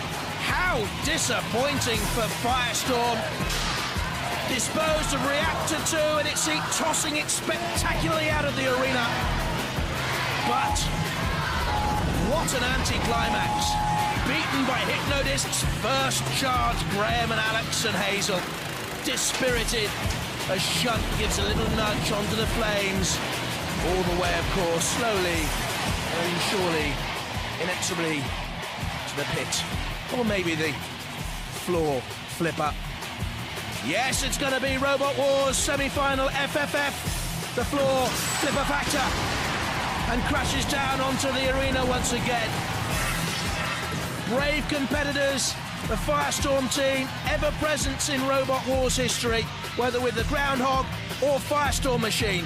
And don't forget, we'll be seeing them again in this semi-final, in the losers melee. They still have a chance if they can get Firestorm repaired in time. If Killalot doesn't create too much damage here. Go on, Killalot. Throw him down the pit. Let Firestorm have time for repairs. They spun to win again. Roboteers, stand by. Who's in the arena with the ref bot for the house robots? Let's tell you, Sir Killalot, almost invincible, I think he is. And Sergeant Bash has a fault. Fuel sometimes runs out in the flamethrower. 3, 2, 1. Dominator 2, put away on the right-hand side then. Trying to buffet Hypno-Disc up onto its side. We've seen that tactic work in the past. Hypno-Disc with the tiny wheels The 10-mile-an-hour top speeds and the sparks flying from the impact of that shredding disc. Down comes the weight, 12 kilos of force behind that Dominator 2 pneumatic axe, but again, the whole machine was buffeted and now torn by Hypno-Disc. It's ripped the sides of Dominator 2. It's got through the armour, and Hypno-Disc on top here now. What can Dominator 2 do to come back into it? Beat Derek and King B and Corkscrew earlier on in the competition. We've seen it beat Wheelie Big Cheese as well. Had its fortune, perhaps, when Wheelie Big Cheese conked out. There, Peter Halloway, and the controls of Dominator 2 needs to come up with something, because Hypno-Disc, for me, is on top. Reached the grand final in Series 4. Pussycat stopped them. Dominator 2 beaten in the semi-finals in Series 4 by Pussycat. Why aren't they going in for the kill here, Hypno-Disc? Why are they standing off? Is there something wrong with the forward drive? High rev sounding. I mean, there's anything wrong with the motors. There's the damage on Dominator 2. Do you know what I think's happening here? Hypno-Disc think they've won it, and they don't want to sustain any damage. So they're staying out of harm's reach from Dominator 2. Tactics are being brought into play here. Well, it's not spectacular, but it is cagey. Canny by the Hypno-Disc boys. The Rose family, you're not blooming, but you have presented a thorny problem for Dominator 2, which doesn't seem to be able to come back into this fight. Maybe Dominator is lacking some sort of forward power as the clock ticks down to a judge's decision, which I think inevitably will give it to the Roses and Hypno-Disc. We'll wait and see. I don't like it. Very cagey fight, if you could call it a fight. We're going to have to go to the judges on that one. They'll be looking at style, control, damage. There wasn't much aggression. While they're making up their minds, let's look at those highlights. Thing is, it was settled early on, wasn't it? The aggression was by Hypno-Disc early in the fight, and once they gouged the side of Dominator 2, they've clearly thought they've won it there and stood off. Highlights from now on in were rare. For me, it has to be Hypno-Disc in the cagey, canny war of attrition.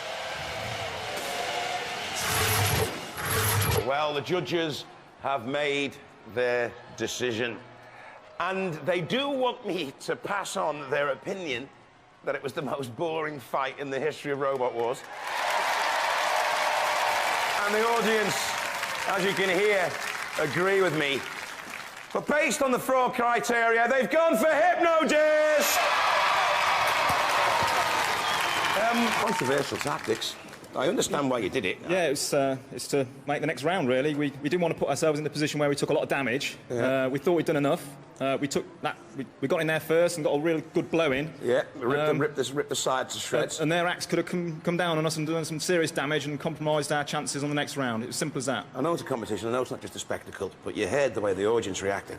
I can understand that, but we get criticised for doing too much damage, we get criticised for doing not enough damage. It's a really difficult balance. Yeah. And we want to be in the next round, or the grand final, yeah. And we didn't want to do anything that would compromise that. We really want to be there, and unfortunately that's the result. In the grand final, you're not going to let me down, are you? No, we're not going to hold back. You watch. I want carnage. There's going to be carnage. I want destruction. There's going to be destruction. I want mayhem. There's going to be mayhem. Spin to win, Hypno-Disc! Roboteers, stand by. The Hypno-Disc spin to win Rose family. And the bigger brother crew, Ian Watts, son Joe and daughter Ellie. The house robots, Matilda with the tusks and the flywheel to churn. And Shunt with the diamond-edged axe, the scoop to twist and turn opponents. 3, 2, 1,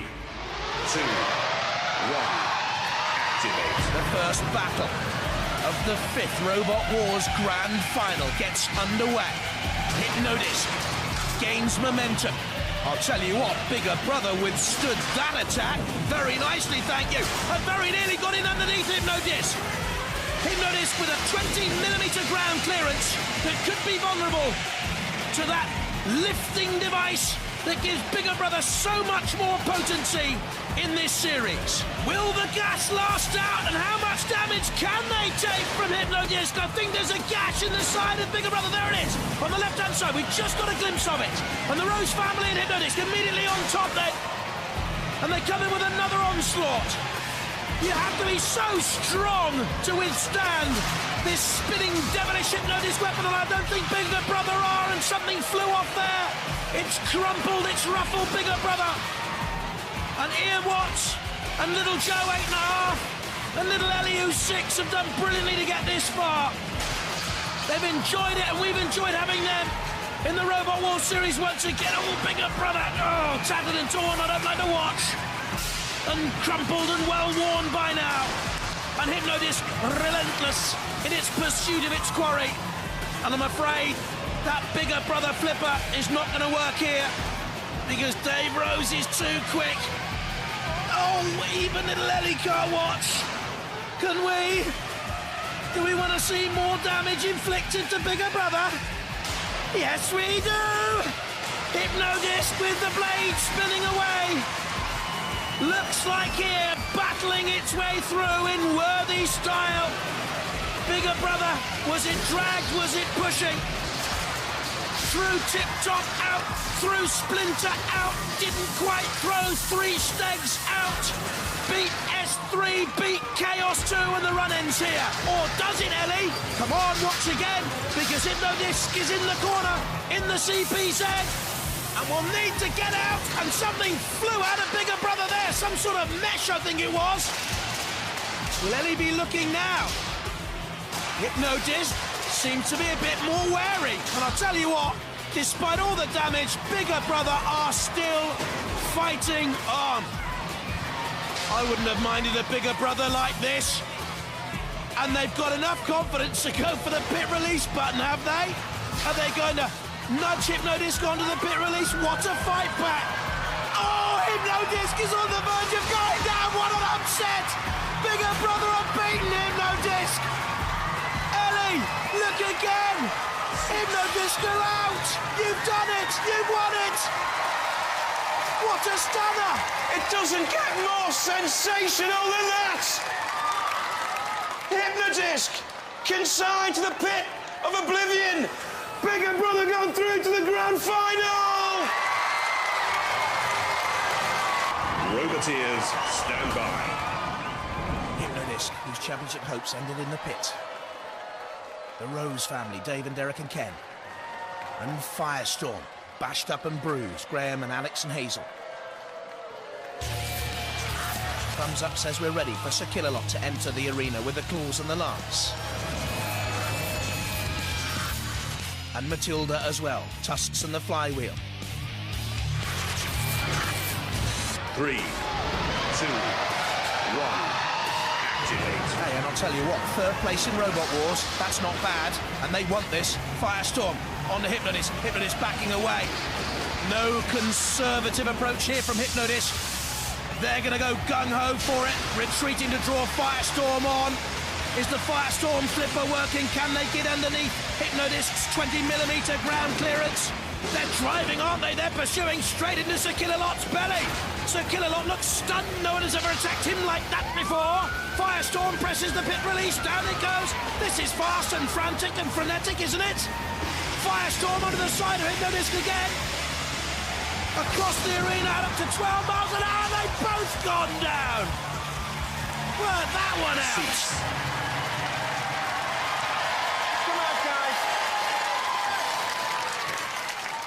The judges have said they want a rematch. Now, is that OK with you? It's fine, yeah. OK. The judges said they want a rematch. Is that OK with you? We would like to do it, but unfortunately we're actually immobile. We've lost some electronics somewhere, so we can't continue. So you can't continue? The weapon's working, the self-righter's working, but we just can't the robot move. is immobilised. I think it must have been something's come loose when we hit the pit. Well, unfortunately then, if you're immobilised, you know the rules. Yeah. The decision has gone to Firestorm!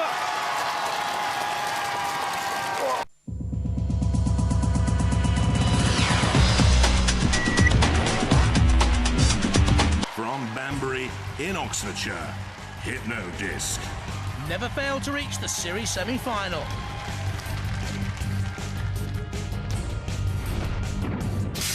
We've got a new disc that's much stronger. It's got a 7.5mm high-grade aluminium cover, the titanium wheel shafts, new armour all over. Basically, we've used all the small mechanical components from last year in a new chassis.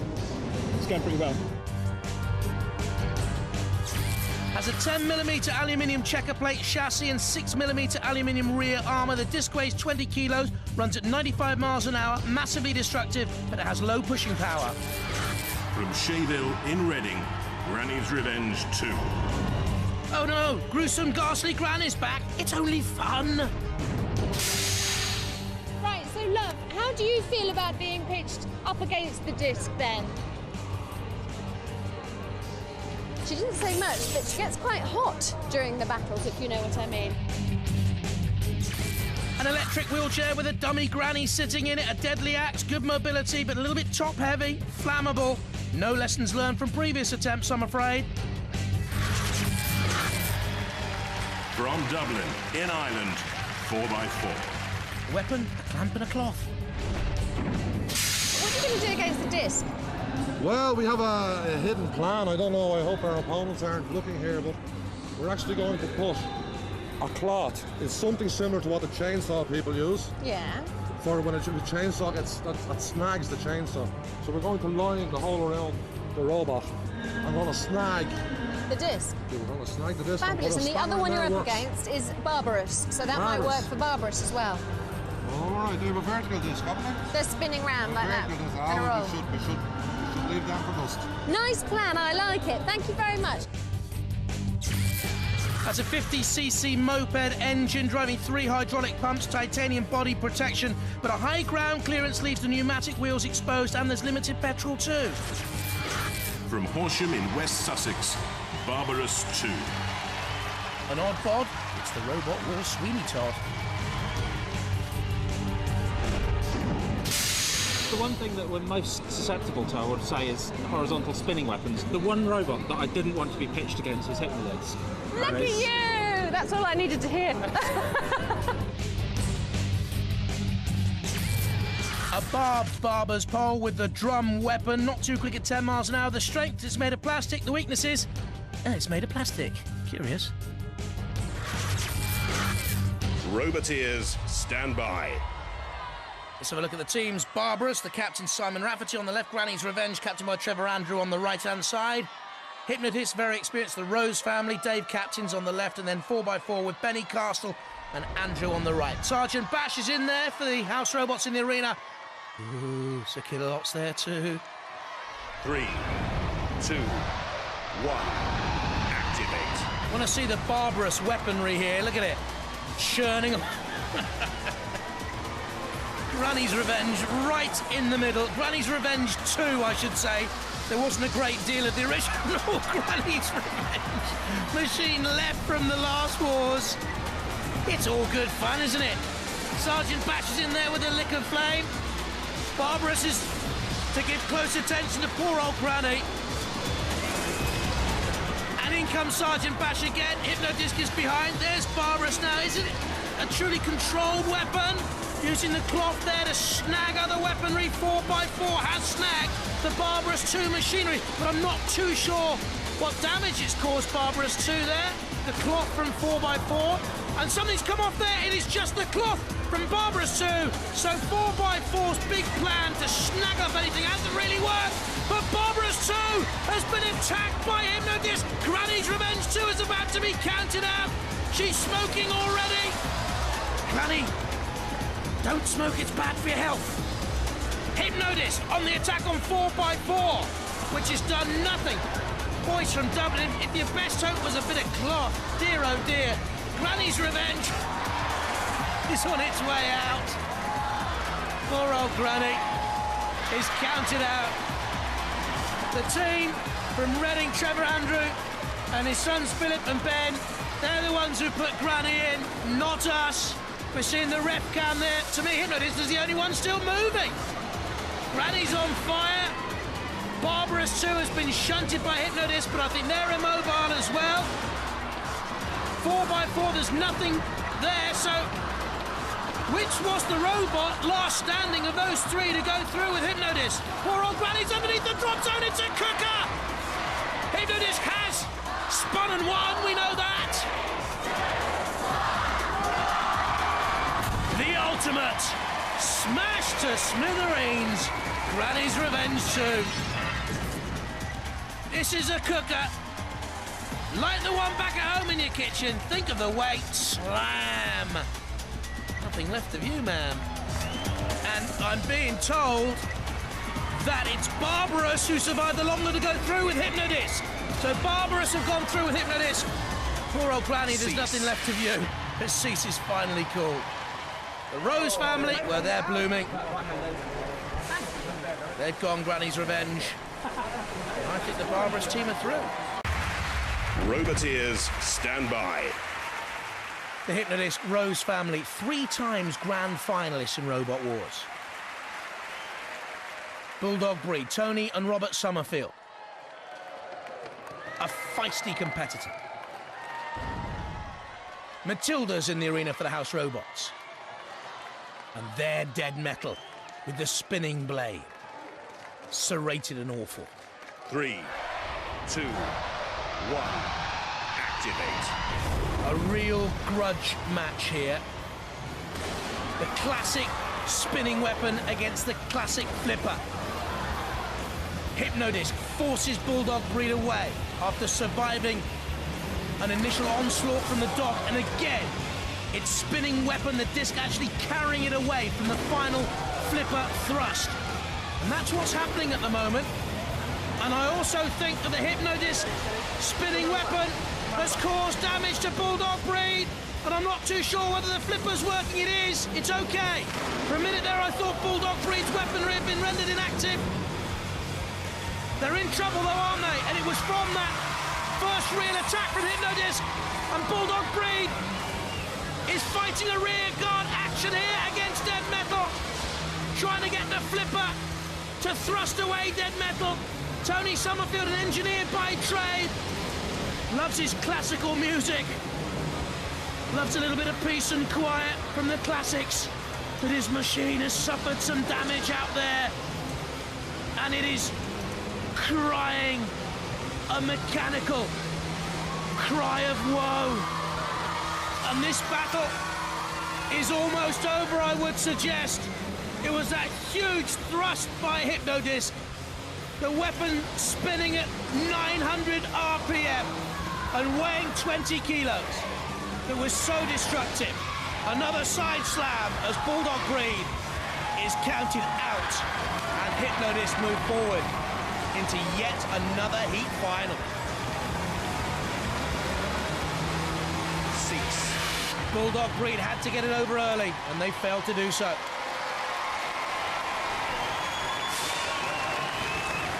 Roboteers, stand by.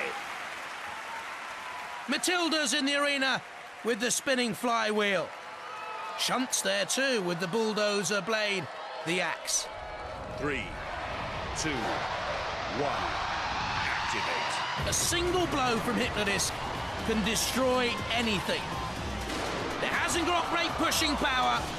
If Barbarous 2 can get in there and nudge it back, has the one spin of the disc not Barbarous still? Is that what it would take to get through the plastic armory and destroy Barbarous? I think they've succeeded, Hypno-Disc.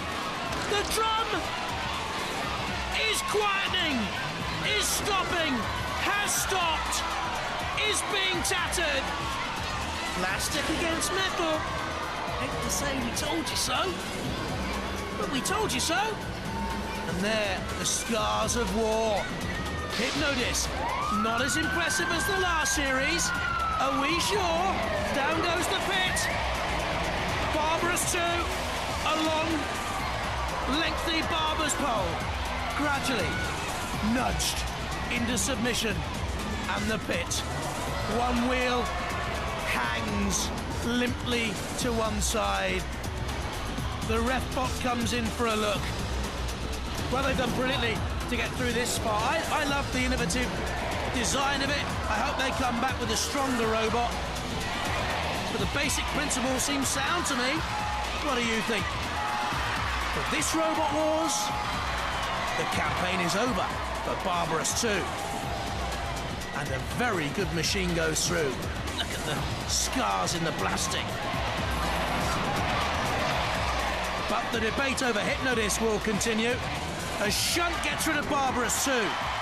Is Hypno-Disc stronger? Will they go further? Can they win the title? Hypno-Disc through to the series semi. Roboteers, stand by.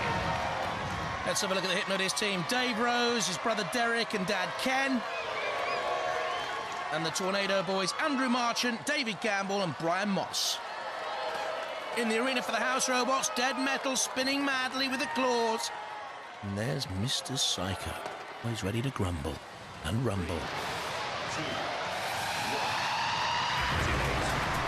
So Hypno-Disc with a spinning blade, Tornado with the push. The winner automatically through to round 2. The loser will have another chance. The 3 losers go into a melee to claim a second round place in this, the series' second semi-final. Hypno-Disc backs away, comes slamming forward onto Tornado with the slight bulldozer front blade. Tornado, interchangeable weaponry, don't forget. And Hypno-Disc is in trouble on the arena sidewalk. It is so destructive. But it has that Achilles heel, Hypno-Disc. It can be pushed around, it can be bullied, and Tornado is doing all the bullying so far. One of the most persistent little dogged nuisances in that arena we have ever seen, Tornado. And Hypno-Disc is in massive trouble here. Tornado once again is whipping up a storm. Ramming and ramming and ramming again. Hypno-Disc tries to get away. Up to 10-mile-an-hour top speeds, both these machines evenly matched there. Hypno-Disc slightly the heavier. Away now, onto the side angle grinder. Wants to stay out of trouble. I think Tornado was trying, yes indeed, and succeeding to release the pit. Down goes the pit and descending. Tornado tries a mighty shove on Hypno-Disc again. Brilliantly controlled Tornado. Andrew Marchant, the captain, driving. David Gamble in control of the electronics. Brian Moss, the weaponry. Hypno-Disc under the controls of Dave Rose, a mechanical engineer who loves his astronomy. But the stars here are favouring Tornado. I would have thought, oh, goodness me, they went too clear. Oh, goodness me, they went too near that yawning gap twice. Tornado, almost then, causing its own downfall. Some battle this. You never can know with Tornado, with that unreliable drivetrain, when it's going to back up, but it's in underneath Hypno-Disc near the arena sidewall. Go on, shove it out. Hypno-Disc, stay on in there though, and go on, give it a slice, which we know is twice as nice on Robot Wars from that mighty spinning disc. There you can see the Tornado Boys all of a sudden concerned they can't get this over and done with. As they thought, you've just seen there Ken Rose, a retired engineer, loves his classic cars. Ken, he won't be happy that the Hypno-Disc chassis is being sliced up by the angle grinders and bumped and bashed by Tornado. Comes in again. Seats is called, it goes to the judges. Well, what a dogged and determined battle that was. Who's going to be smiling after the judge's decision, Craig? What an amazing fight! It's going to go to the judges. But I'm going to ask you, the audience, if you think Tornado won, make some noise!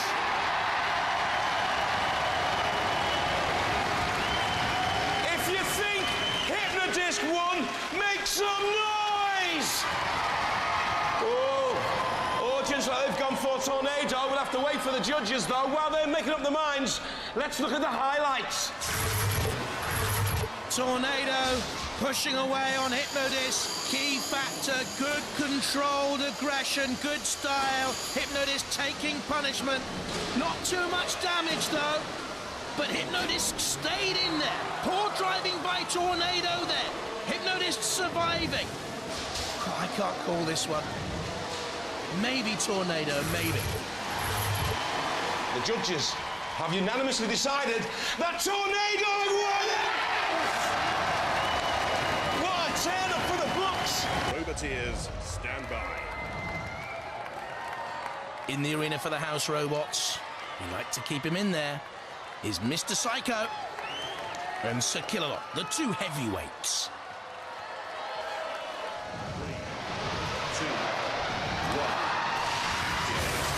3 robots. Only one survives this loser's melee, while Spawn again are quickly into the action, so maybe they've made repairs. And once again, they're trying to eliminate Hypno-Disc, the 2 flippers ganging up on the Rose boys here. Now let's see if that Rose family team has a little bit of a thorny attitude to come back. A bigger brother and Spawn again. Spinning away, Hypno-Disc bashing and crashing, and I wonder if they've just knocked themselves into submission there. Hypno-Disc, yeah, you've just seen there the sign of reluctant submission. As they smashed against the arena sidewalls, something went in the controls, and they are out, Hypno-Disc. They are immobile. Only one of these 2 will survive now. Bigger brother and Spawn again. Hypno-Disc, you've gone. Go on, Sir Killalot, toss them out, do something with them, nasty, awful. So strong in previous Robot Wars, they'll have to make modifications on Hypno-Disc. Ooh, now what's happened there to Bigger Brother and Spawn again? They're wedged together, piggyback style. Bigger Brother in underneath there. The flipper of Spawn again. We're seeing Hypno-Disc being officially counted out by the ref bot. Spawn again is still moving. Bigger Brother has activated the pit release, and Spawn again got a flip in. Bigger Brother is reeling. Spawn again in flipping. Have they jarred the mechanism, that 1 meter long flipper wide open? If so, Bigger Brother can take advantage and does. And Spawn again are teetering on the edge of oblivion. The Hypno-Disc boys cheer, but the biggest cheer is for the Bigger Brother team. They go through, and we'll say bye-bye to Spawn again. Bigger Brother 12s into night, and they continue through to meet Terahertz in round 2 of this semi-final. What's going to happen to Hypno-Disc?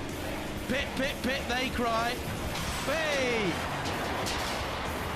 Bashing and a crashing, and down they come. Almost a nod of approval there, as if to say, well, we know that our machine has run its course and we need to make huge changes to Hypno-Disc, a brave battler of yore.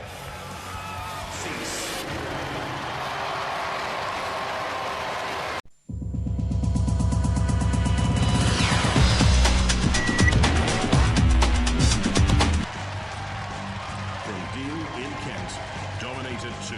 3 times UK Championship semi-finalists. Is it true, the rumour, that your chopper's bigger than it was before? It is. That's some act. Oh, but it's just awesome. There's probably 1.5 tons of pressure on the tip. Loads of titanium, 6.5 mil at the front and back. Nothing's going to go ward through. off Hypno-Disc, isn't it? It is. Okay. Fast at 20 miles an hour, a 12mm polycarb base. The titanium armour is thicker. The axe has been sharpened, but can only hit targets immediately in front of them. From Banbury in Oxfordshire, Hypno-Disc. Their motto, spin to win, has twice got them through to the UK Grand Finals. The robot that went down in history books as one of the most original, if not the most original, we've ever seen. And I'm slightly worried that in the evolution of Robot Wars, you're going to slip behind, because you've only done 1 adjustment this time. Well, we've actually done 2, but the first adjustment was to move the disc drive motor underneath the disc. Yeah, what difference is that going to make? Hopefully improve the reliability of driving the disc. Now, that's what we want from Hypno-Disc. What was the other improvement? Derek's had a haircut. Oh, lovely. Yeah, nice. A massively destructive weapon weighing 20 kilos and running at 900 RPM, 10mm aluminium checker plate chassis, and the disc cover is hardened and thicker than before. From East Tilbury in Essex, Spawn again. 4 times UK Championship semi-finalists. Are you any more powerful than we've seen you before? Yeah, there's quite a few changes. The weapon system's got an all-new firing mechanism, it's a powered return, and a whole new drive system, So we thought you were good before. What are you now? Well, we just brought it up to the 21st centuries, but we won't find out how good it is until we try it, so... No, so we'll leave now, shall we? Thanks.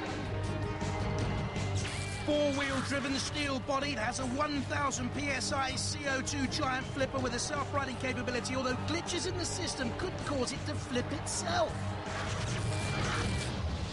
Roboteers, stand by. Let's have a look at the teams. Dominator 2, Peter Halloway, Elliot Smart and Paul Tolliday. And together in that booth, Hypno-Disc, the Rose Twins and Dad Ken, and Spawn again, Darren Hayden-Ball and Luke Chapman. And in the arena for you, we have the Sergeant. Attention for the flamethrower, please. And straining at the leash, Growler. 3, 2, 1. Don't forget, 2 robots will survive this melee to go through to the All-Stars Heat 2 second round. Oh, Hypno-Disc up and over from Spawn Again's flipper, but retreating to come again.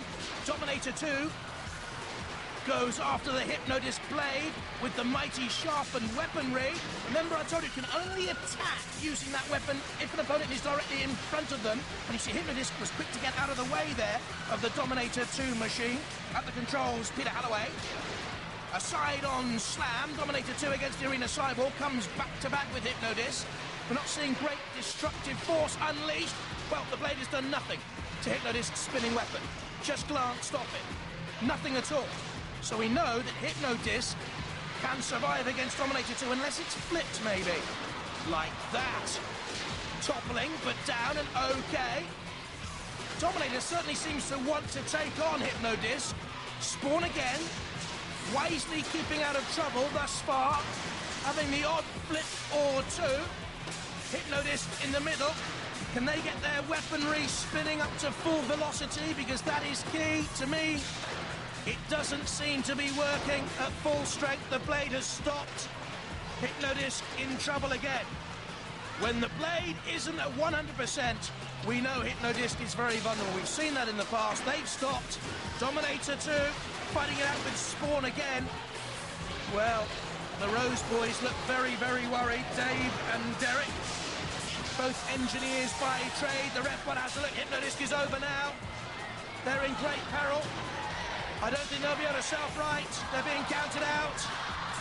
The axe of Dominator 2 isn't making great purchase, to be honest. That'll be a worry for later on in the competition. For the Dominator team, Hypno-Disc, they're out. They've gone. No longer in this competition, then, to be considered an all-star. Growler has them in its jaws. With the skid-steer system very quick across the arena floor. Oh. How about that for a push? Down the pit for Hypno-Disc. If he lets go. Dog with a bone and all that.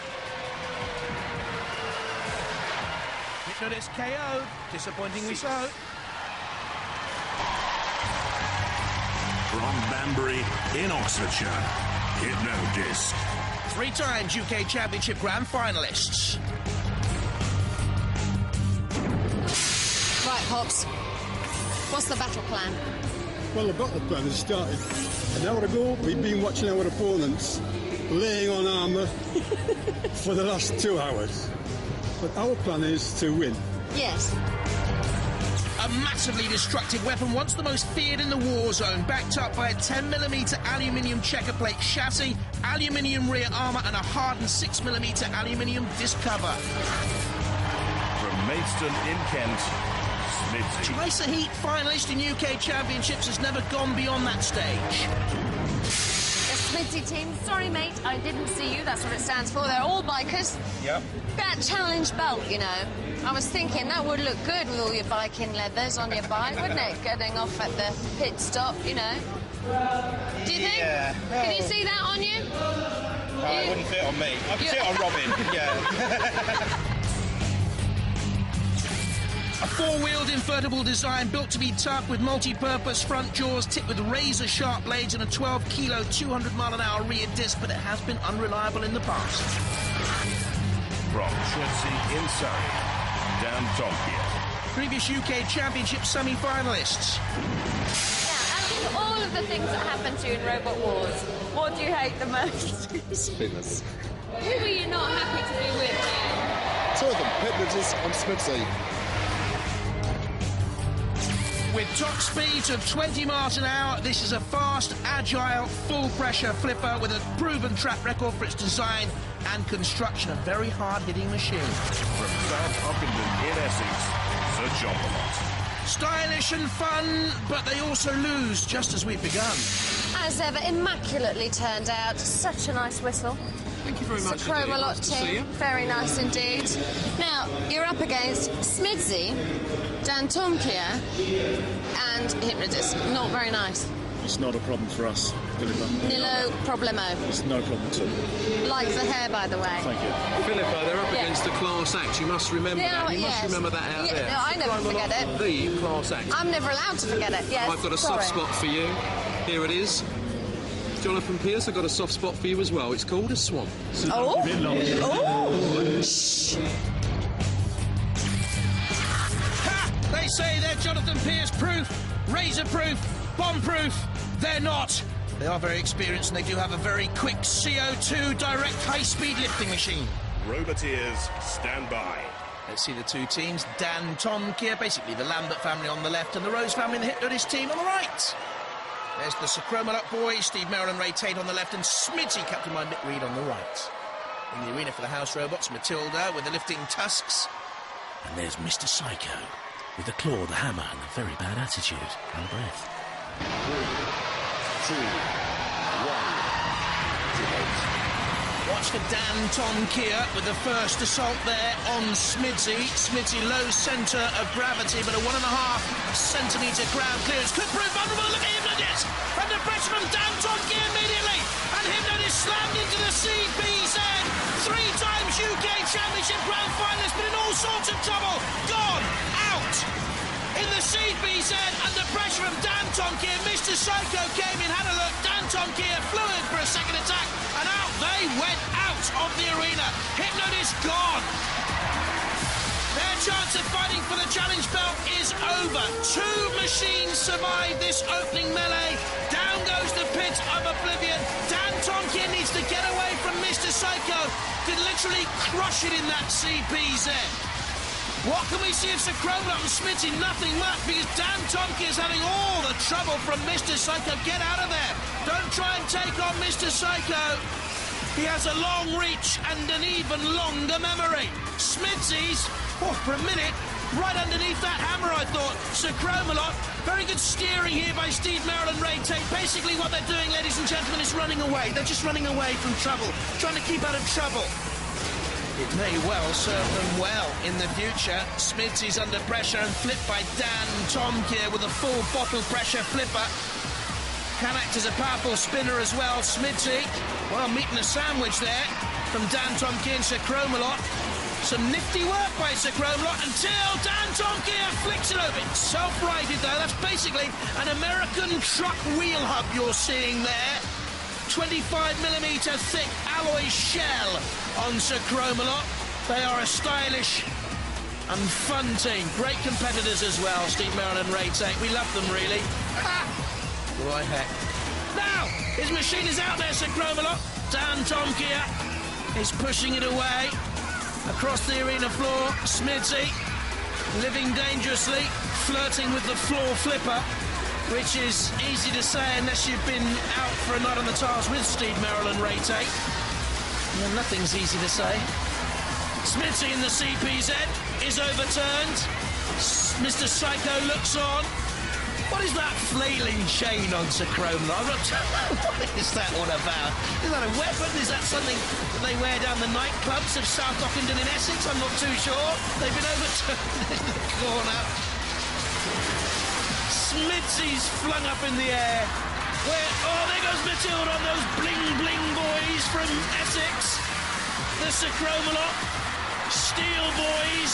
Oh, they're out! Matilda caught them with a flywheel bottom, which is rather a grisly thought for anyone. In they go, and Sir Cromalot tossed away like some loose leaf in the autumn fall, and they've gone. So we're left with two machines to fight on. Smithy and Dan Tomkier. There's the fallen knight of the realm, Sir Cromalot. They've arrived in the war zone by helicopter and plane in the past, and limousine, Sir Cromalot, and they'll leave, well, in a trash can, really.